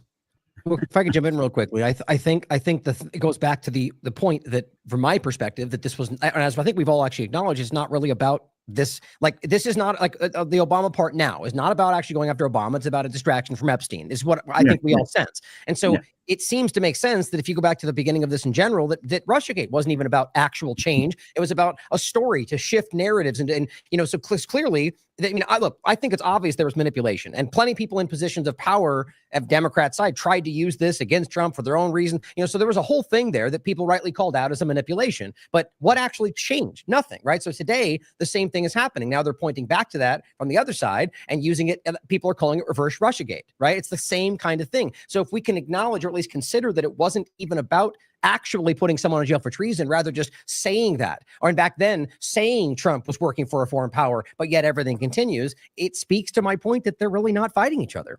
You know what I mean? Listen, it's all cynical. My view, the whole thing arose because Hillary needed an excuse for why she was the worst candidate ever. Right? So we'll blame it on Russia. No, it's actually, Hillary, you were the worst candidate probably in 100 years. Maybe to the Know Nothing Party or something, and around the Civil War time. And then you had to find an, you had to. Kamala is beating her now. She's definitely up there. Find an excuse. And she had the money. She had the access to the Democratic Party. Okay, here's our excuse there. That's what this is about. The whole thing. And the fact is that, as you pointed out, Ryan, all governments try to interfere with other countries' elections if they can help them. That's why they're a foreign country. And they fail over and over and over again, because naturally most voters think you're suspicious if you need a foreign government to help you. And that's why I know that the Iranians say the worst thing that could happen to an Iranian dissident is have them know that the United States is supporting them. They know that's the end of their career, right? So that's all this is. It just shows how scandalously depraved our politics are. You know, instead of just walking away and Hillary Clinton saying I was a terrible candidate and move on, she has to run around and create this other issue, a distraction, because she had to have somebody to blame on her horrible, horrible candidacy. Now, from my understanding also is that to the extent that Brennan might have and others might have testified falsely and lied on and perjured themselves. But my understanding is that has that statute of limitations is 5 years on that. Yes, that's correct. Same with So, Clapper. so if they did lie, it's just too late. Okay. So the question is, you know, why did it take? Trump didn't know any of this, as you pointed out, Bruce. Did Trump not know any of this stuff? You know, when he was, you're right. They hired their Durham's budget. I see here was $10 million. Yeah. So it's not like he was starved of money to handle an investigation. Okay. So we did allocate $10 million. Okay. And Durham was appointed again by who? Durham was appointed by Trump. Yes, right. By Trump, right? We got that clear. Trump appointed him, and he had $10 million. Did Durham ever complain about, I don't have enough money to investigate all the people I want to investigate? No, for sure not. So basically, Durham was appointed indirectly by Trump through Barr, his attorney general. Okay, so he told the attorney general, I want you to get somebody who's going to go out there. Didn't Durham and Barr actually travel to certain locations themselves, hunting for information?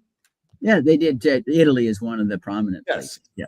So you have the attorney general personally involved with Durham, hunting for stuff. Okay, with basically a checkbook, whatever they needed, they were given. Okay. So, and what did they come up with? Is what you said, Bruce? How many people? They had 2 trials and there are 2 acquittals. They came zero convictions. Yeah, 0 convictions. They came up with nothing. Okay. How many? And Mueller convicted how many people? Well, he didn't. He indicted a half dozen. They were Russians, but he couldn't get jurisdiction over them. So they got indictments, but you couldn't get convictions because we don't do in absentia criminal trials. And they were hollow. They were hollow. They were, I think they knew that. And they did, you know, I mean, I don't remember all of them, but I remember looking at the time going, this just seems like a token, you know, thrown out to say we found something, but we can't prove it, you know? Yeah.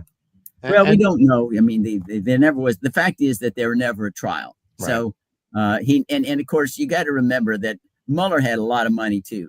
So they got to do something. They're going to be screamed at. Well, you spent, $30 million, you come up with nothing. So the incentive is to try to reach ahead of your skis when it comes to the evidence. But until you have a trial, you really don't know how much this is just made up fantasies. Mueller who got Manafort? Mueller. Okay.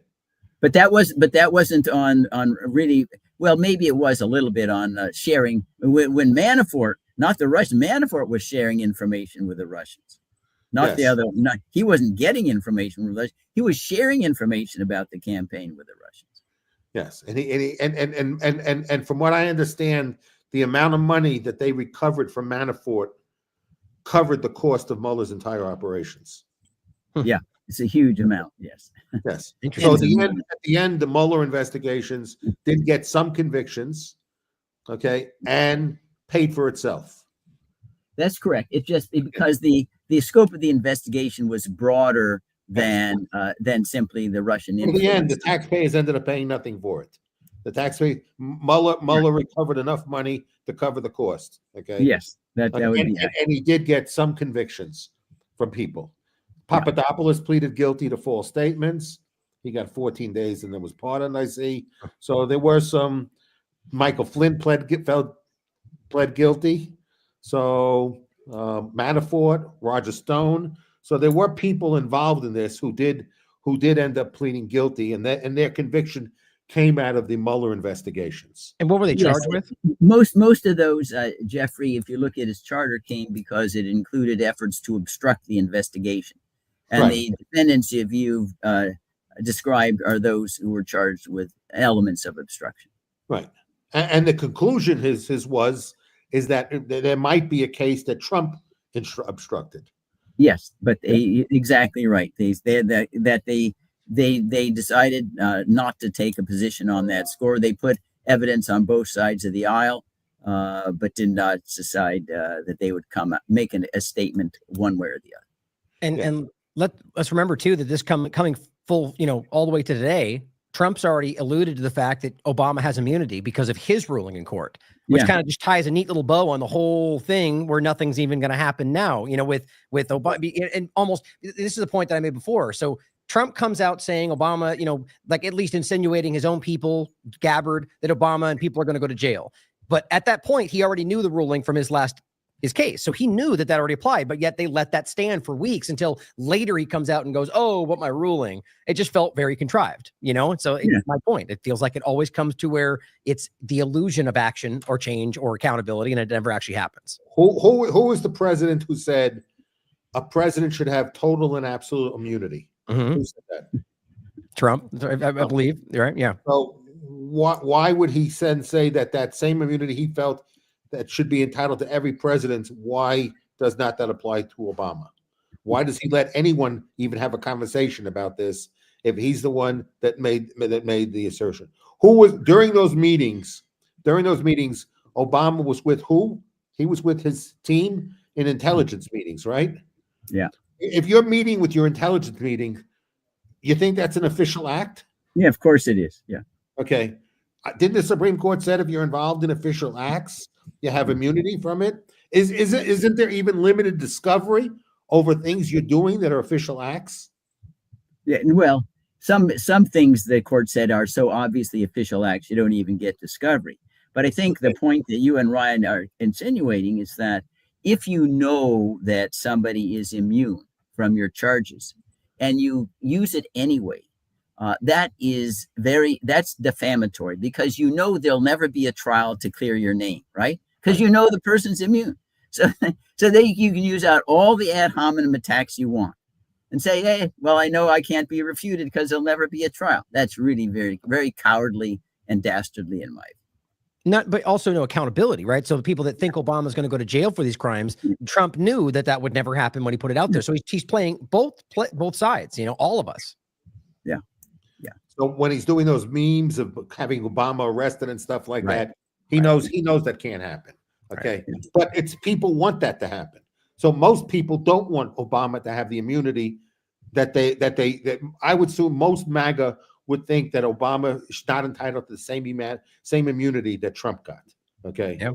So and now it's going to Brennan and the others, right? So they're going, well, but I don't think they're going to get held accountable either. I mean, I think it's more likely that one of them could be a scapegoat, but my opinion is this is going to be drifted in the background and a new narrative will come around. And I think that was the point in the beginning. A scapegoat how? In the sense if the statute of limits, whatever they said, whether it was not when they said it, they can't be tried. The statute of limits has passed. Okay. So, I agree with you. I'm just saying they can act illegitimately like they do all the time and decide to throw something at them for some connected reason. Like, we all know that if they wanted to, they could find an avenue, right? I'm just saying if it happened, it wouldn't surprise me. But my point is, I think it's going to go. I don't think any of them will. I think this will drop after a very short period of time. Yeah, as soon as the Epstein files go away, the whole thing will go away as soon as the Epstein files. That's what I think too. I think he could call them a domestic terrorist and drone them, maybe. That's exactly. See, I mean, would that surprise any of us? I mean, it's obviously an extreme thing, but it's like, if that actually happened tomorrow, is it that far away from what's already been going on? The statements, it's not, but I think I think we'll get there at a different point, but I hope not. Okay. I want to also go through more about this argument about, the supposed case of treason. Okay. In 2016, who had the majority in the House? Oh, the Republicans did. Who had the majority of the Senate? Yeah, the Republicans. Who controlled the executive branch? Mr. Trump. Could Obama have any influence on the, or was it voodoo again on the Republicans in the Senate and the House? So Trump had absolute control over the government. So what were the Democrats in power to do? What could Obama do to influence the overthrow of Trump? What could he do? He's got nothing. Well, that's what makes the whole proposition absurd. Yeah. The only thing they have is to say what the criteria they used to establish that the intention of Putin was to help Trump was done without the proper analysis to be involved. I heard Brennan and Clapper basically say Obama asked for a report to be done to be delivered to Trump because they wanted to further pursue the fact of Russia trying to influence the outcome of the election, and that information report should be handled to the new administration. We don't know who really linked it to the press, and could have been it could have been it could have been John McCain or somebody, link it because of other Republicans who didn't like. At some point, they thought Paul Singer was said to be financing. They said McCain had a copy of this report of the Steele dossier. Some people said that Paul Singer was helping. So there's been a lot of things about who really was funding the Steele dossier and what its role. In the interview that I saw with either Brennan or Clapper on why it was included, why they claim it was included in a television interview, is they said they didn't want to be accused of not it, so they said they added it to the annex, the appendix, just so everything would be there. So they were delivering everything to Trump, but the ability to act on it. Did any of them have any ability to influence to act on it? No. Are they entitled to have an opinion? Can they go to TV and say, I think Trump was, I'm a professional and this is my opinion? If they express their opinion that they think in their mind that Putin had a preference, is somehow that is, do we have free speech? Can they? Yeah, that's free speech. Are they entitled to have that opinion? Yeah, of course. That's surely protected free speech, without a doubt. So I think where's the case for treason? Yeah, I think it comes back to setting up a case that they knew would not succeed. I genuinely think that. I point to Aaron Mate's work on this. That's been, for a very long time. This is from the very start something that was like you just pointed out, Jeffrey, it was never actually going to get to the point to where there was something actionable in court that could be, it would be insinuation that Putin wanted that with this action. Well, how can you prove that? How can you prove Trump was involved with it? It was never meant to succeed. I genuinely think that. Yeah, and even if you look at post-election statements, it does not seem, a ridiculous decision. Conclusion to come to. Remember that Trump said that he's more inclined to believe Mr. Putin's intelligence community than his own. Okay, well, what does that suggest? Well, that it's not something you ordinarily would hear from an American president. But putting that aside, it just shows it's not like this is a belief that the moon is made of green cheese. Maybe it's an improper inference, maybe not, but there's credible reasons both ways. Aside from the fact, to my mind, it's irrelevant anyway. The result was it didn't influence anybody's vote, so let's just move on. And they acknowledged it didn't influence anyone's vote. Correct. The report acknowledged. That's why I said it's only about. They're accusing the accusation of the Treasonous Act was just a statement saying that Putin preferred Trump. That's the only part of the point that they were saying, and any reference to the Steele dossier. So as basically their evidence that was, a treasonous act. Okay, so because they had an opinion. Okay, whether they believed it or not, who knows how many things Trump says that he believes or doesn't believe, and he had evidence of. And the question is what criteria? So my point is, if we're going to define what is an act of treason, we ought to come up with what the definition is. Okay. Yeah. Not say these things are horrible that they did. Oh, yes, it's horrible. They politicized the intelligence. Okay. So now if we want to set politicizing the intelligence as a definition of treason, okay, which it isn't, as you established, Bruce, it isn't. So we want to come up, if we want to change the definition of treason, okay, we need a constitutional amendment to change the definition of treason. Yeah. Okay. Yeah. So if we want to change the definition, American people propose a constitutional amendment to broaden the definition to meet whatever criteria you now think is a treasonous act. But the Constitution, American people, if you took a few minutes to actually read it, okay, you would learn what the definition of treason is in the Constitution, and you might apply that definition right. If not, you should anyone who works for somebody, I would question your ability to read for comprehension if you can't read the Constitution, see the definition, and then come up with a reason why you think that term applies to these circumstances, which is now separate and different, as we discussed, from it being an impeachable act, okay? Whether this should be subject to impeachment. So now we then have to define, if it's an impeachable act, what act is impeachable? If we're now defining a president being told something by his intelligence community or her intelligence community, okay, and then basically going out and telling the people something different than that, if that's the new definition, be careful with its application. That's my point, okay? If you think Obama's the only one who's ever done that, you got to look at the president who you idolize, the MAGA people, and see how many times he's been guilty of exactly the same thing. He's gone and told foreign leaders he doesn't believe in his own intelligence community assessments. So now you want to condemn Obama for not believing his intelligence community assessments, when the president that you admire telling him shut down the CIA and FBI because they're lying all the time. So apparently they're lying to Trump all the time, and they were telling Obama the truth all the time. Okay, so really get your story straight. Okay, it's always like that. Always. Yeah, this is life imitating art. I mean, you can't make up this stuff. It's so completely deranged. It says it's like I say. It's for me. Every day in Washington is like a new day living through the Mad Hatter's Tea Party and Alice in Wonderland. Can I believe any of this stuff? None of it makes any sense whatsoever. Internal contradictions, upside right is up and down is left, and this and that. Words change their meaning in mid-flight. It's ridiculous. But it shows, I think, again, the importance of language, and that without a minimal principled understanding of the need to define and communicate facts, content, rather than just ad hominem attacks, the system can't work. You might as well not even have trials or evidence. You can't even communicate with a witness. And the language has become so debased, and each year it gets worse and worse.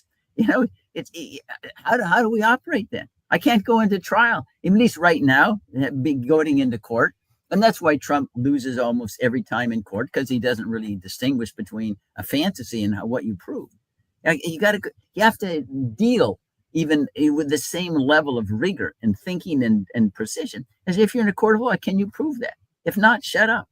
Right. This is just table talk. It's an entertainment, as you point out, Jeffrey and Ryan. And that's a really, really serious thing. We have to understand the importance of communication. In expression and precision and knowing what we're talking about. This is not just a social party when we're engaged in talking about public affairs. It's a serious business, because we know if you don't take it seriously, we're going back to despotism. That's our only rescue from despotism. We're going back, or we're already there? Yeah, well, we're 99% there in my judgment already. I say we're on life support. Maybe we've got a few more years to go before we're completely off of life support. I mean, how can we not say we're despotism when we have a president illegally impounding funds? We have a president illegally imposing tariffs, who's basically then taken over the appropriations authority and tax authority, that basically that now the Republicans have appointed they're about to, I guess, vote on this Emile Bove, whose attitude is to say, give the middle finger to the courts. If they rule in a way that we don't like, just ignore it. So this is the person that we're appointing as a judge. And maybe everybody should take his advice and give him the middle finger for all his judgments. And let's see what he'll have to say if everybody has the same attitude towards his judgments as he has towards other people's. But see, that's what they want from it, though, right? They want the perpetuation of that same problem, so it continues to spin out, as opposed to having rulings upheld and having Congress act in advice. It's frustrating, but I get it. I mean, that's what they want us to fight each other, And advise and consent means you have a very credible whistleblower in, and you got to make sure the whistleblower doesn't have an opportunity to testify So you can do, advise and consent. So basically, so now you have Congress basically saying we don't really want to advise and consent. We just want to authorize. We just want to do what we're told. Okay. Right. So that seems to be an abrogation of their advise and consent responsibilities. Maybe Grassley should be impeached for for not complying with his as head of the Judiciary Committee of basically engineering a process where they can't give advice because they're not collecting the information necessary to make an informed judgment. How can anyone justify you want people making it? We don't want people making informed judgments. We want Congress to do what the president tells them to do, which means we want despotism. The whole idea of Congress is we're going to go out. We're supposed to be what do they call the body? Okay, isn't there this word deliberative? Okay, yeah. Isn't the it the world's greatest deliberative body? Yeah. Okay, Bruce, why don't you explain what deliberative means?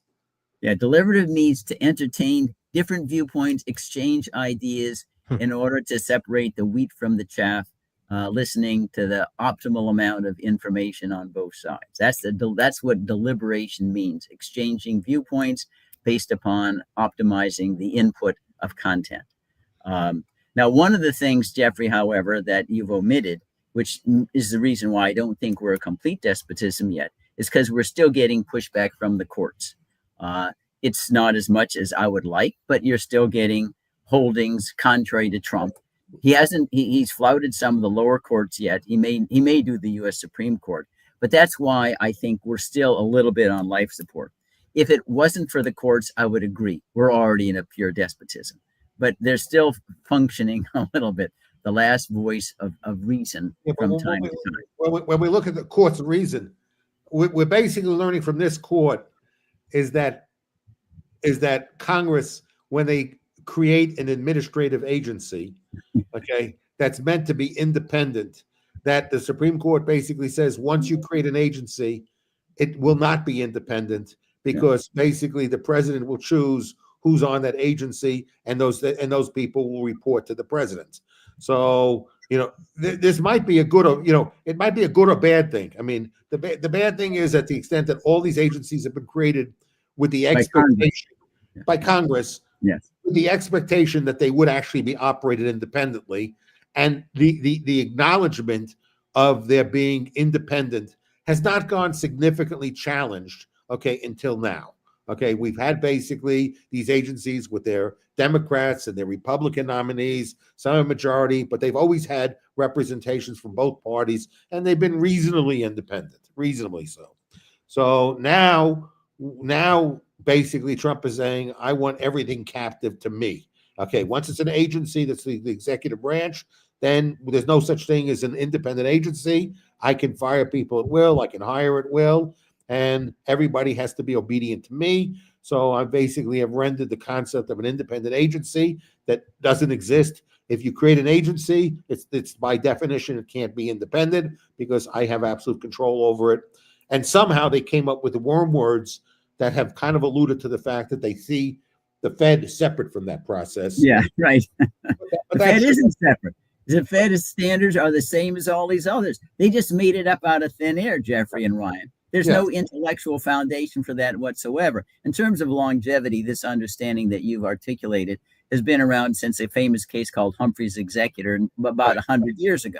So this is something been understood for 100 years, almost as long as Marbury and Madison Judicial Review, and suddenly it goes out the window. I think, and remember also that even the independent agencies, ultimately, those are defined by a statutory requirement that you can't have more than a simple majority of one party represented on the agency. So it ensures that there's some deliberation, even though the majority party still is going to win, because when you have a tie, otherwise a tie vote.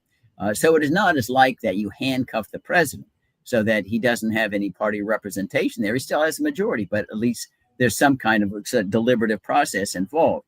And it goes back to our understanding that the checks and balances need to be understood.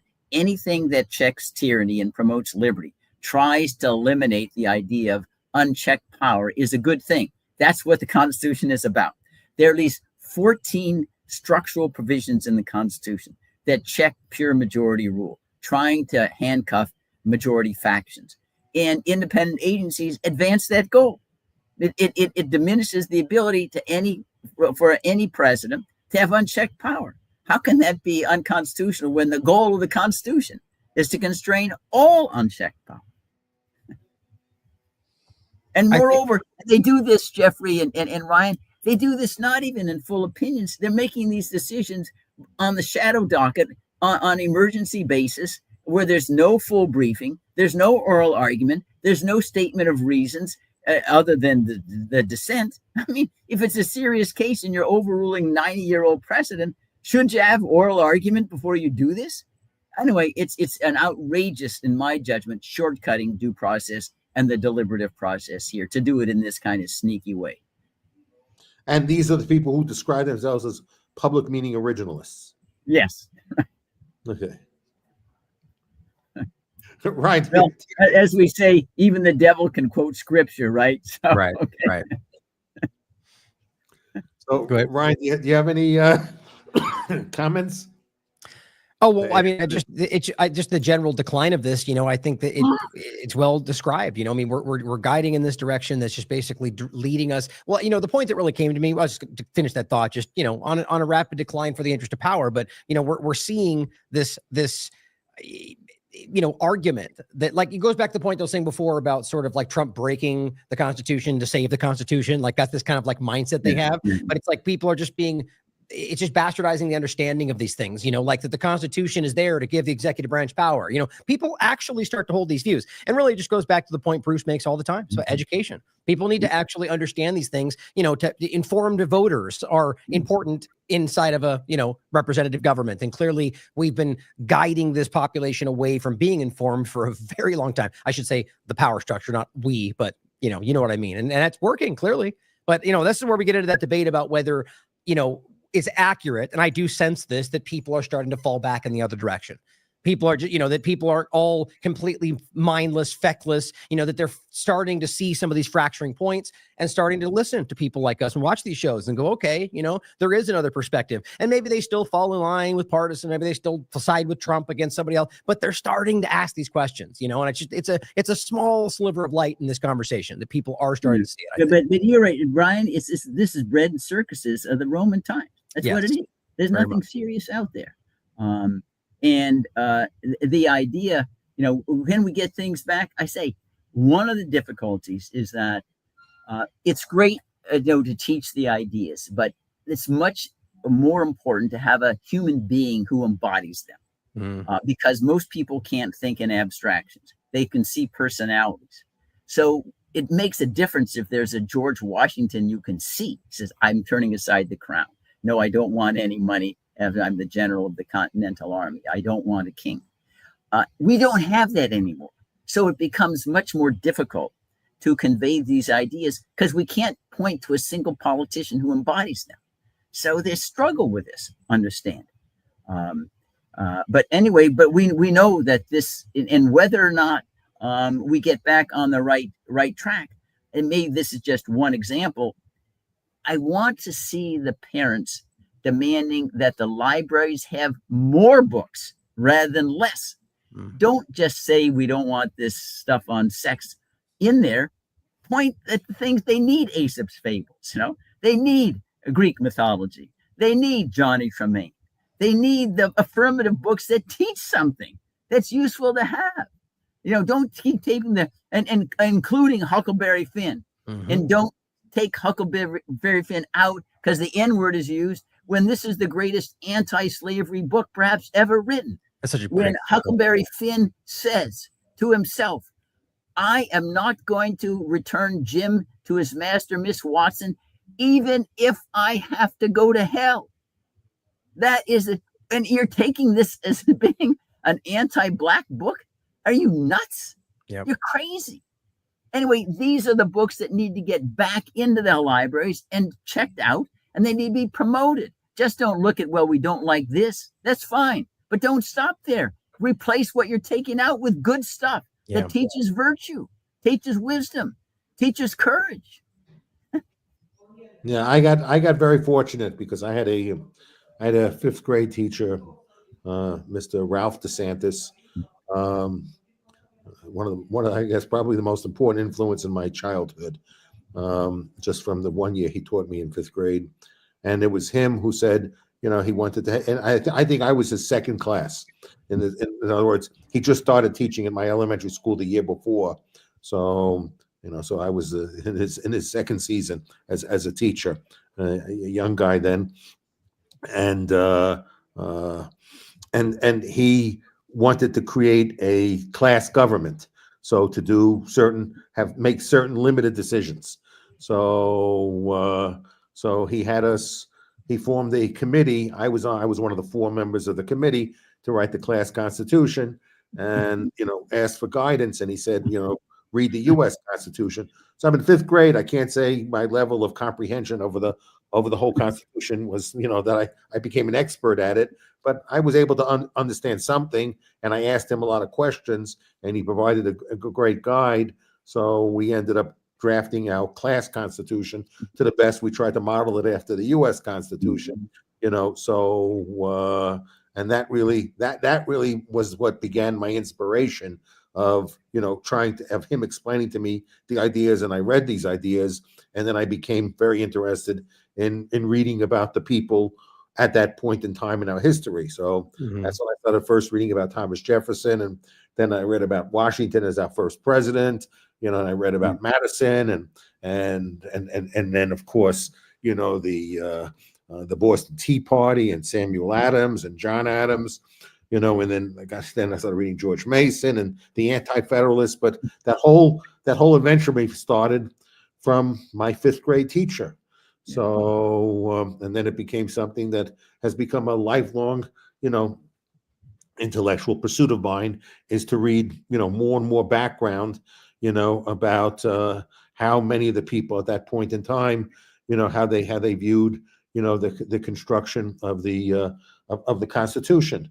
So, and how the words were chosen and what it meant to those people at that point in time.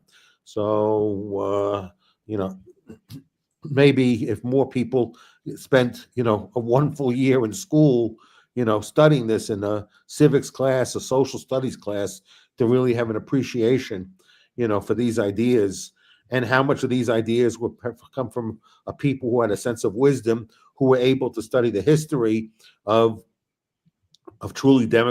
more democratic forms of government, like Athenian democracy, and and why they chose after observing history, why they chose, the structure that they designed, and what was the objective function? What were they trying to accomplish with this structure? I don't think we have enough literate teachers who could teach this. I was just going to say that. It's incredible what a good teacher can do, right? Like that's just as important as having the information in front of you as somebody who inspires that passion to want to learn those things. It's a very different thing.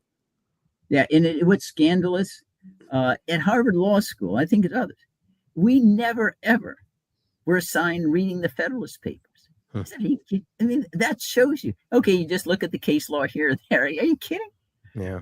The Federalist Papers are the effort to explain the philosophical underpinnings of what's in the Constitution. Right. Otherwise it's just dry words. You have to understand. It's like St. Paul, the letter killeth, but the spirit giveth life. You got to understand why this is being written and what they're based upon. That's not, and I'm sure Harvard Law School is not unique. You don't teach the Federalist Papers. No one should graduate from high school without having read the Federalist Papers. But it's just the huge deficiency that we have. And let me shift just for a second here. This is the idea that I promoted. We've talked before about America as an idea, and J.D. Vance he's speaking to the Claremont Institute. And he says, no, he says you can't have America as an idea because it's over inclusive. There'd be too many people in the world, who believe in America as an idea. I said, really? I said, America is the idea of the individual dignity, unalienable rights, due process, presumption of innocence, courage, wisdom, benevolence, selflessness. All these are part of the American idea. And I said, really? He worried.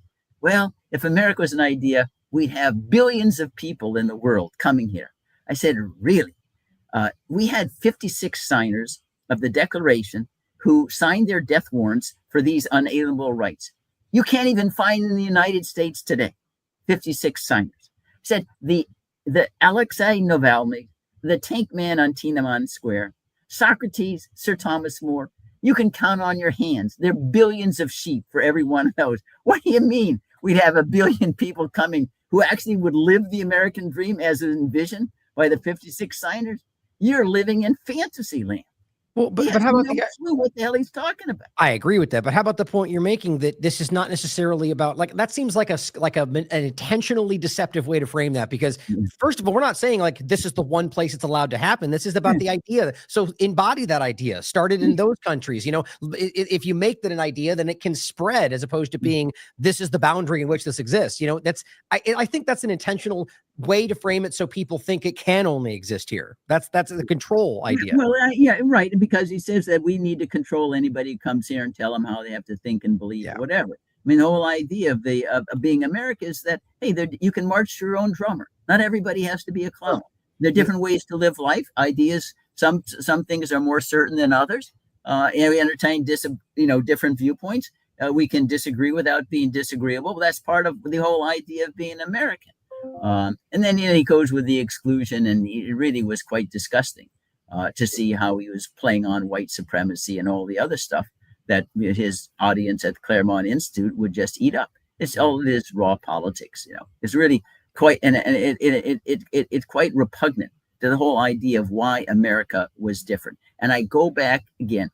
We are the only country in history who's ever embraced the principle it's better that we protect any innocent from punishment than even at risking a few scoundrels go free.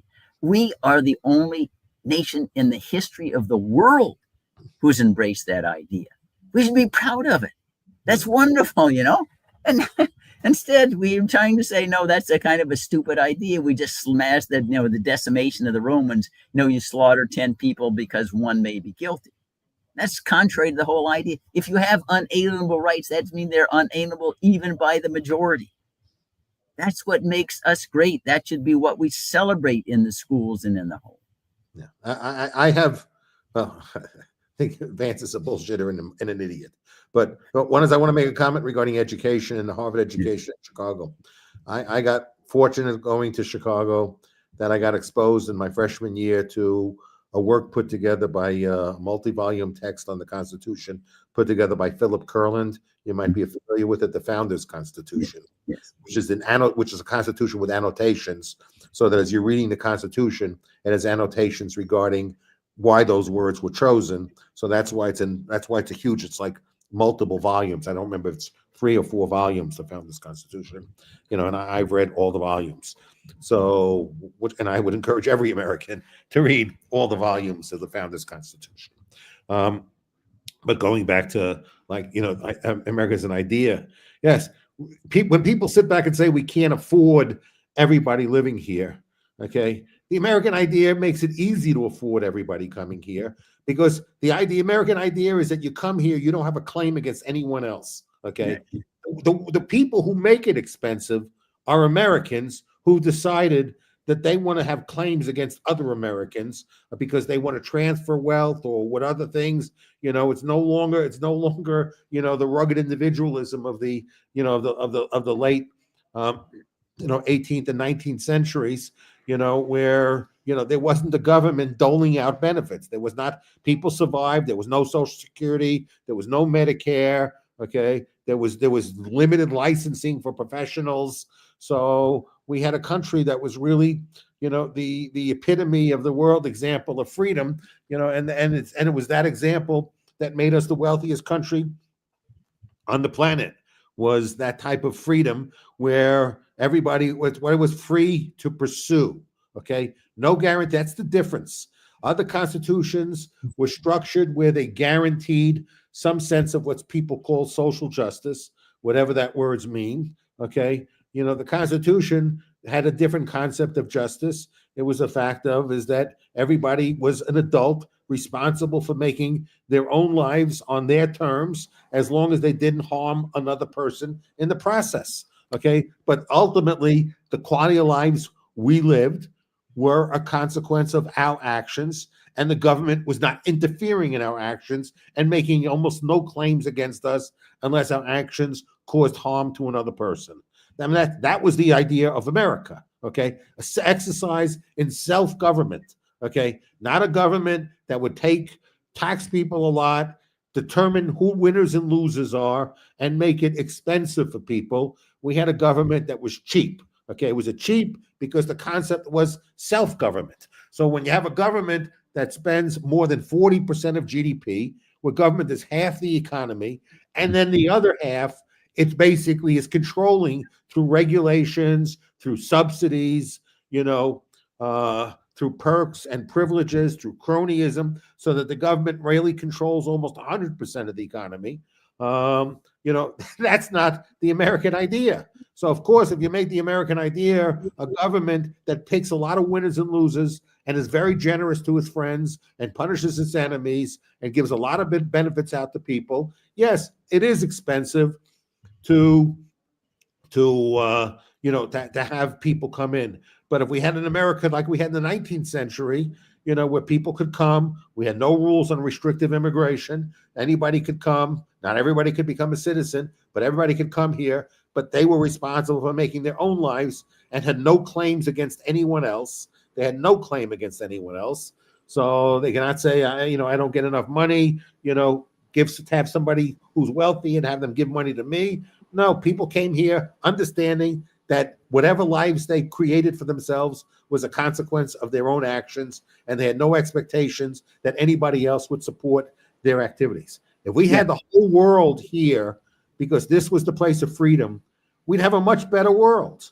Okay. Ultimately, more countries would sit back and say, gee, we're going to lose the best and brightest because the best and the brightest want to be over there. Okay. Because they have more opportunities there, and the governments don't want to lose all their best and the brightest. And ultimately that might make other countries, more benevolent, in nature than they are. So, we really had an opportunity of being, a beacon of light and hope to the world, fulfilling the same thing that's on the Statue of Liberty, which is comparable to the statement George Washington made about what the U.S. represented. Okay, hope for people who were persecuted anywhere else in the world, come here. Okay, but when you come here, we're giving you the liberty and freedom to pursue your life. Okay, as long as you don't cause harm to somebody else. Okay? Yeah, it's even better than you've described. Number one, Jeffrey, you pointed out, and Ryan, human capital is the most valuable asset any nation has. Human capital, more than gold, more than oil, more than anything else. Human capital. And the second thing is that we are the recipients of the brain drain. If you're really smart, you leave. And in fact, because you're a despot, the despot doesn't want the brains to stay there. They're very stupid because all they care about is themselves. They're narcissistic. They destroy their own country and they drive away their human capital and they come to the United States of America. I see it over and over again with immigrant groups. They come here, they're doctors, they're lawyers, they're architects, they're workers. They're very, very gifted and they're the cream of the crop. And if you have a free and open society, you will attract all of this human capital that will more than pay for itself. And that's really the stupidity with our immigration attitude and laws. The fact is that you get people who come here and work hard. Don't worry, we got room for you. It always will strengthen the whole team. But some people will not, but that's up to them.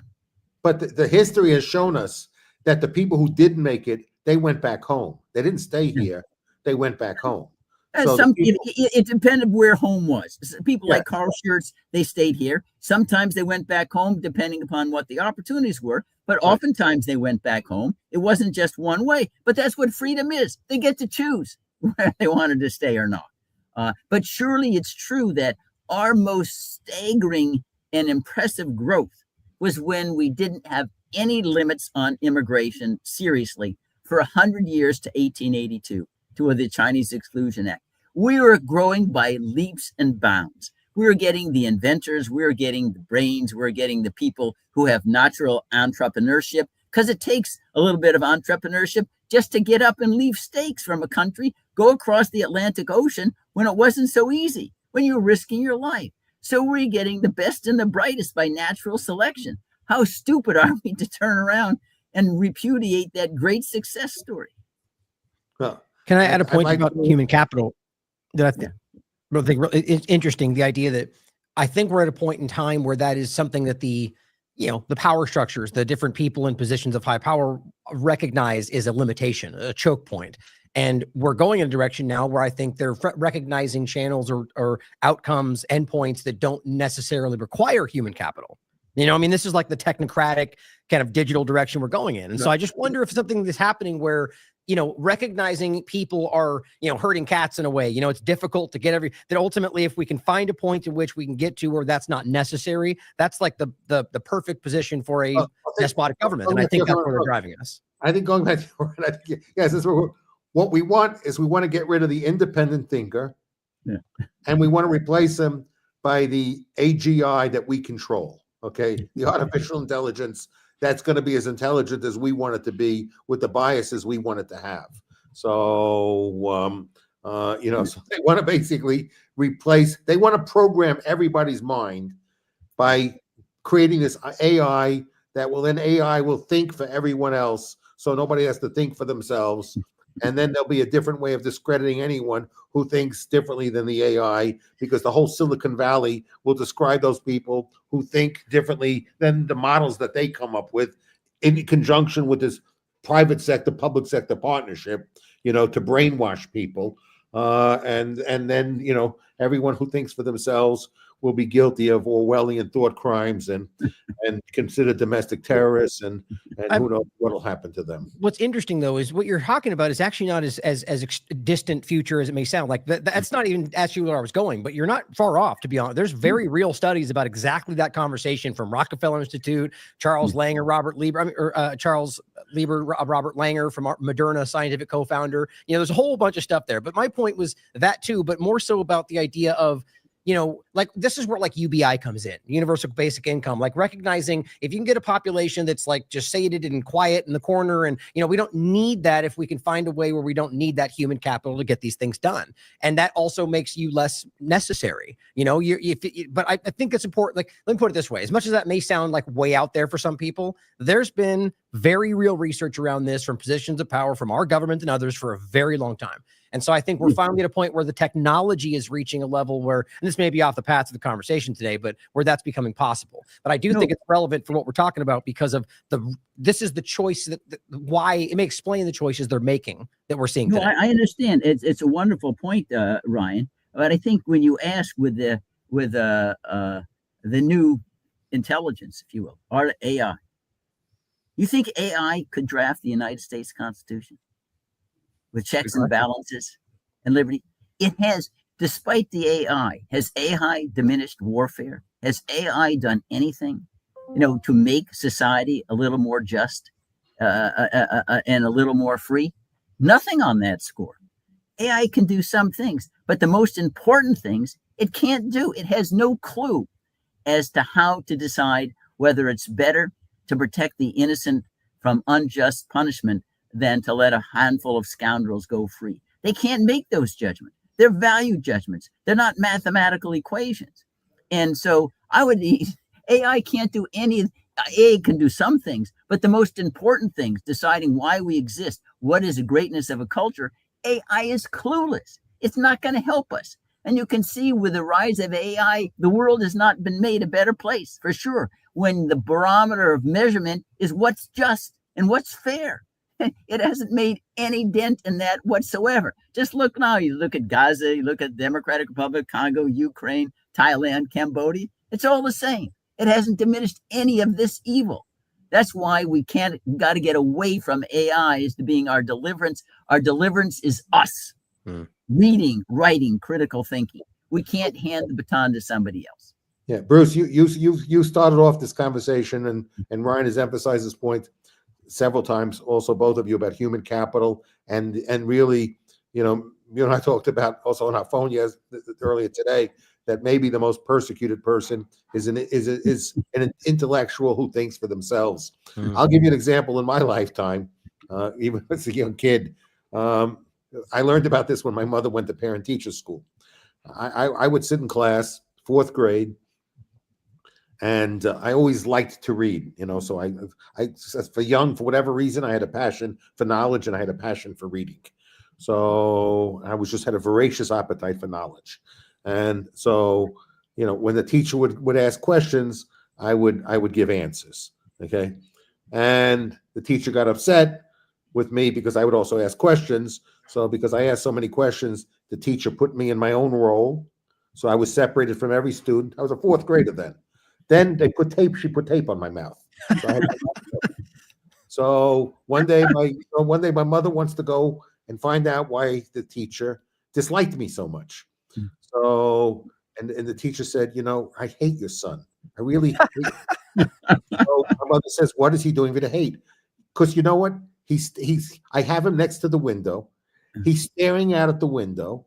I think he's not paying any attention because he's staring at the window. And every time I ask a question, he knows the answer to it. I'm so pissed off that he knows the answers to these questions while he's just staring out the window. So instead of her saying, gee, maybe I have a gifted student that I would nurture, he hated me, wanted me to separate from the class, and decided to put tape on my mouth, not because I was really disruptive of the class. She just was looking for ways to torture me and punish me, because I was intellectually precocious. So, what did the school system reward? They punished the individual person with a real thirst for knowledge, okay, because the teachers are teaching to the mediocre student in the classroom. So what happens to the students that kind of excel and really love knowledge, as opposed to those who just say, I have to show up for school because my parents are shoving me to go to school. I want to get into a college, so I got to go through the motions to get, some decent grades. And so therefore, if you really have a hunger for knowledge, the teachers are not there to deal with you. They're there to help the remedial students get through their education. So then what happens to the people who really pursue knowledge? They get beaten up the whole time throughout their education experience. Yeah. Let me give another anecdote. It's a little bit to the side, but I think it makes the same point, Jeffrey and Ryan. And that is, I think it was that after the 2000 election, it was contested. And I remember I was going on TV in the green room with somebody. And anyway, I happened to chat with this other gentleman, colleague. He had been down from Princeton. He'd been teaching at Princeton. And he told me, he's just chatting about his experience in Washington. He said, I interviewed with Joe Biden to be the staff director of the Foreign Relations Committee. And he explained, he had about a half hour, 45-minute conversation with then Senator Biden. And Biden says, no, you're not getting the job. You're way too smart for this. And Joe Biden was in the Foreign Relations Committee. Yeah. Tony Blinken was the one I think was also in that interview. Anyway, but that's where we are. I mean, I know it all the time. I experience it in a different way, Jeffrey and Ryan. I go up to Capitol Hill. All the staff hates me. I'm not trying to get their job. They say, hey, they listen, they talk to me, and then they'll think they're not doing their job. So they don't want me to end up speaking to the member because they think I'll be able to communicate things that will show how deficient their performance is. I'm not trying to humiliate you. I'm just trying to share the maximum amount of information and knowledge I have. But it's so omnipresent everywhere. The push towards mediocrity. No, you can't show that you have any superior knowledge. Even when you're not trying to flaunt it, you're not trying to run around and strut. You're just trying to communicate so that you can get better decisions. And that's a horrible, horrible element of our culture at present. It is. Well, and to the teacher point, right? It's the same thing as the people in Congress. I mean, these are weak people. You are insecure, right? Like you as somebody who is secure in their own knowledge, whether you're the smartest person in the room or not, and secure in their standing, would be like, good. What do you have to add to this? Like this will help. This will grow. But people like that. I mean, the teacher is the worst example in all this. Like that's your job is to. Oh, good. This kid wants to learn. Like rise him above. But nope, you're insecure because he makes you feel like you're not smart enough. But the point of politics is just more alarming, that these are people that should be striving to find the most information to be as best as they can, because that's but clearly their objective is to benefit themselves in those positions. And you're right. I mean, one of the uniqueness about Ronald Reagan had confidence. So he didn't get frightened by having smart people around him. He may not have been the genius himself, but that was one of the great earmarks of the Reagan administration. He wasn't frightened of other people he could listen to them, make decisions. He knew that he was the decider. You take somebody, George W. Bush was the opposite. He had a huge inferiority complex, and he would stand up regularly at press conferences and say, see this secretary, so look at all the awards that he's won in education. He said, I didn't have any of that. I was a C student. I'm president, see where he is. Trying to ridicule intellectual accomplishment and achievement. Really? That's absurd. But, Reagan is kind of one of a kind in this era. I think he's probably one of the last ones who was able to wear power gracefully. And he was able to gain by his willingness, to listen to others and not be concerned that somebody in his cabinet may be smarter than him. Yeah, we were very fortunate to have someone who was so comfortable with himself. Yeah. And felt they had, in their interactions with people, felt he didn't have anything to prove. Yeah, very good. But say it's been a long time since we've had anybody like Mr. Reagan. Unfortunately. What a pity he was such a traitor. Yeah. What a pity. What a pity. So, Ryan, run up your concluding words, and then Bruce, you'll close this out. Yeah. Ryan, you first.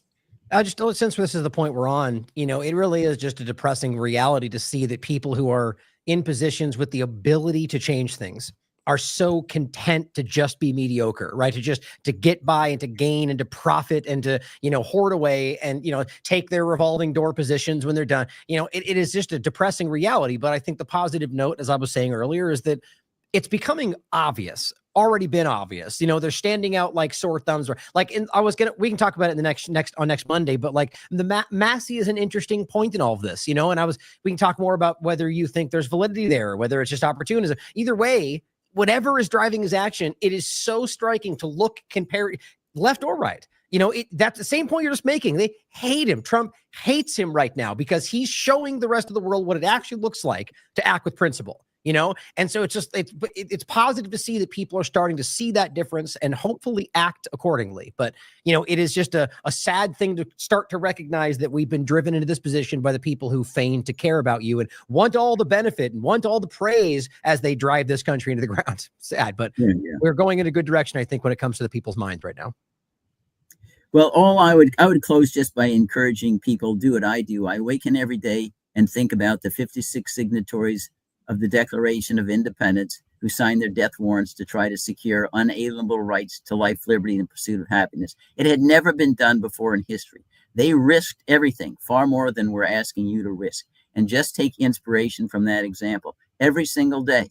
And now we're coming up to the 250th anniversary, and make them be your model, not the other ones in power. You don't emulate them.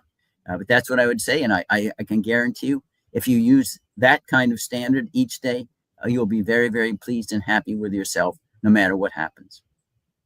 Yeah, I will make one comment. I normally like to leave the last word to you, but given what Ryan had to say, I feel compelled to make one comment. Thomas Massey, okay? We want more Thomas Masseys in Congress. We want more people who think for themselves, who have integrity, and who feel that their fidelity is to the Constitution, not to a party, not to a person, but to the Constitution.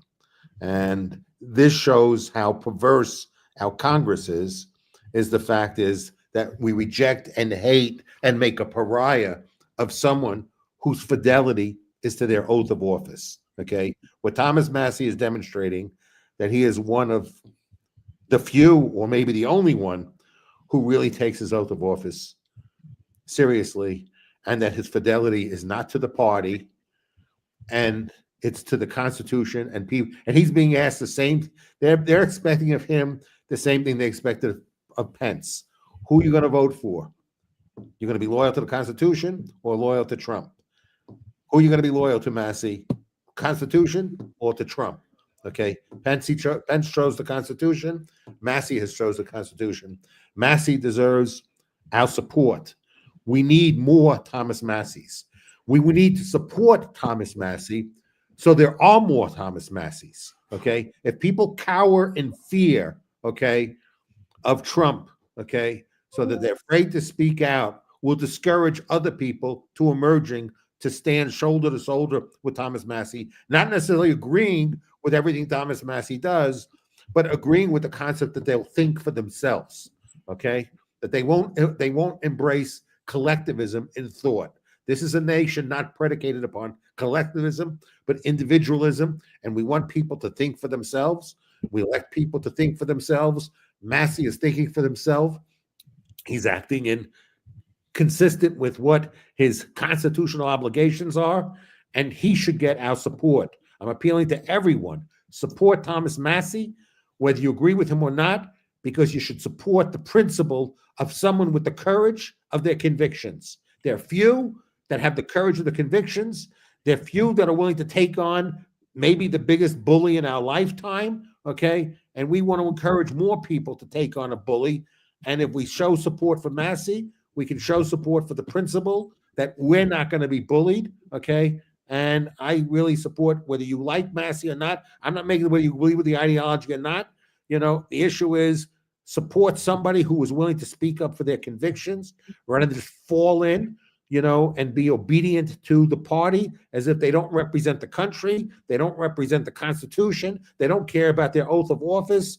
But we want more Thomas Masseys on the left, on the right, wherever. We want more people to speak up and follow their convictions and have the courage of their convictions. So show people that that we want. That's the type of person we want in Congress. If I give me the last word, because I am a professional, I mean, a colleague of Thomas's, you know, his offices is not very far from mine. And I can tell you, he is the only one. I remember the last meeting I had with him. He said, Bruce, give me a couple books to read on the French Revolution. I need to know more about politics. He's the only member who has ever asked me to give him a book reading assignment. And he's serious about it. He does read this stuff. And I will verify firsthand. So I have breakfast with him from time to time. This guy is very, very smart. He's not stupid and reckless, but no, he is completely courageous. He has gotten in his car at 3 o'clock in the morning, driven all the way back from Kentucky here to make sure that they couldn't get without a roll call vote on one of these omnibus continuing resolutions. Got up at 3 o'clock in the morning to do that. Says, I'm going to require everybody else to be held accountable. So I will reinforce everything that you've said, Jeffrey and Ryan. And whatever your views about the particular policies, this guy is a tower of courage. You're here. Well, thank you very much and have a great day. And again, thank you for your participation. Always incredible, both of you. I'm so grateful for you coming every week. Thank you so much. Thanks, guys. See you next week. Bye.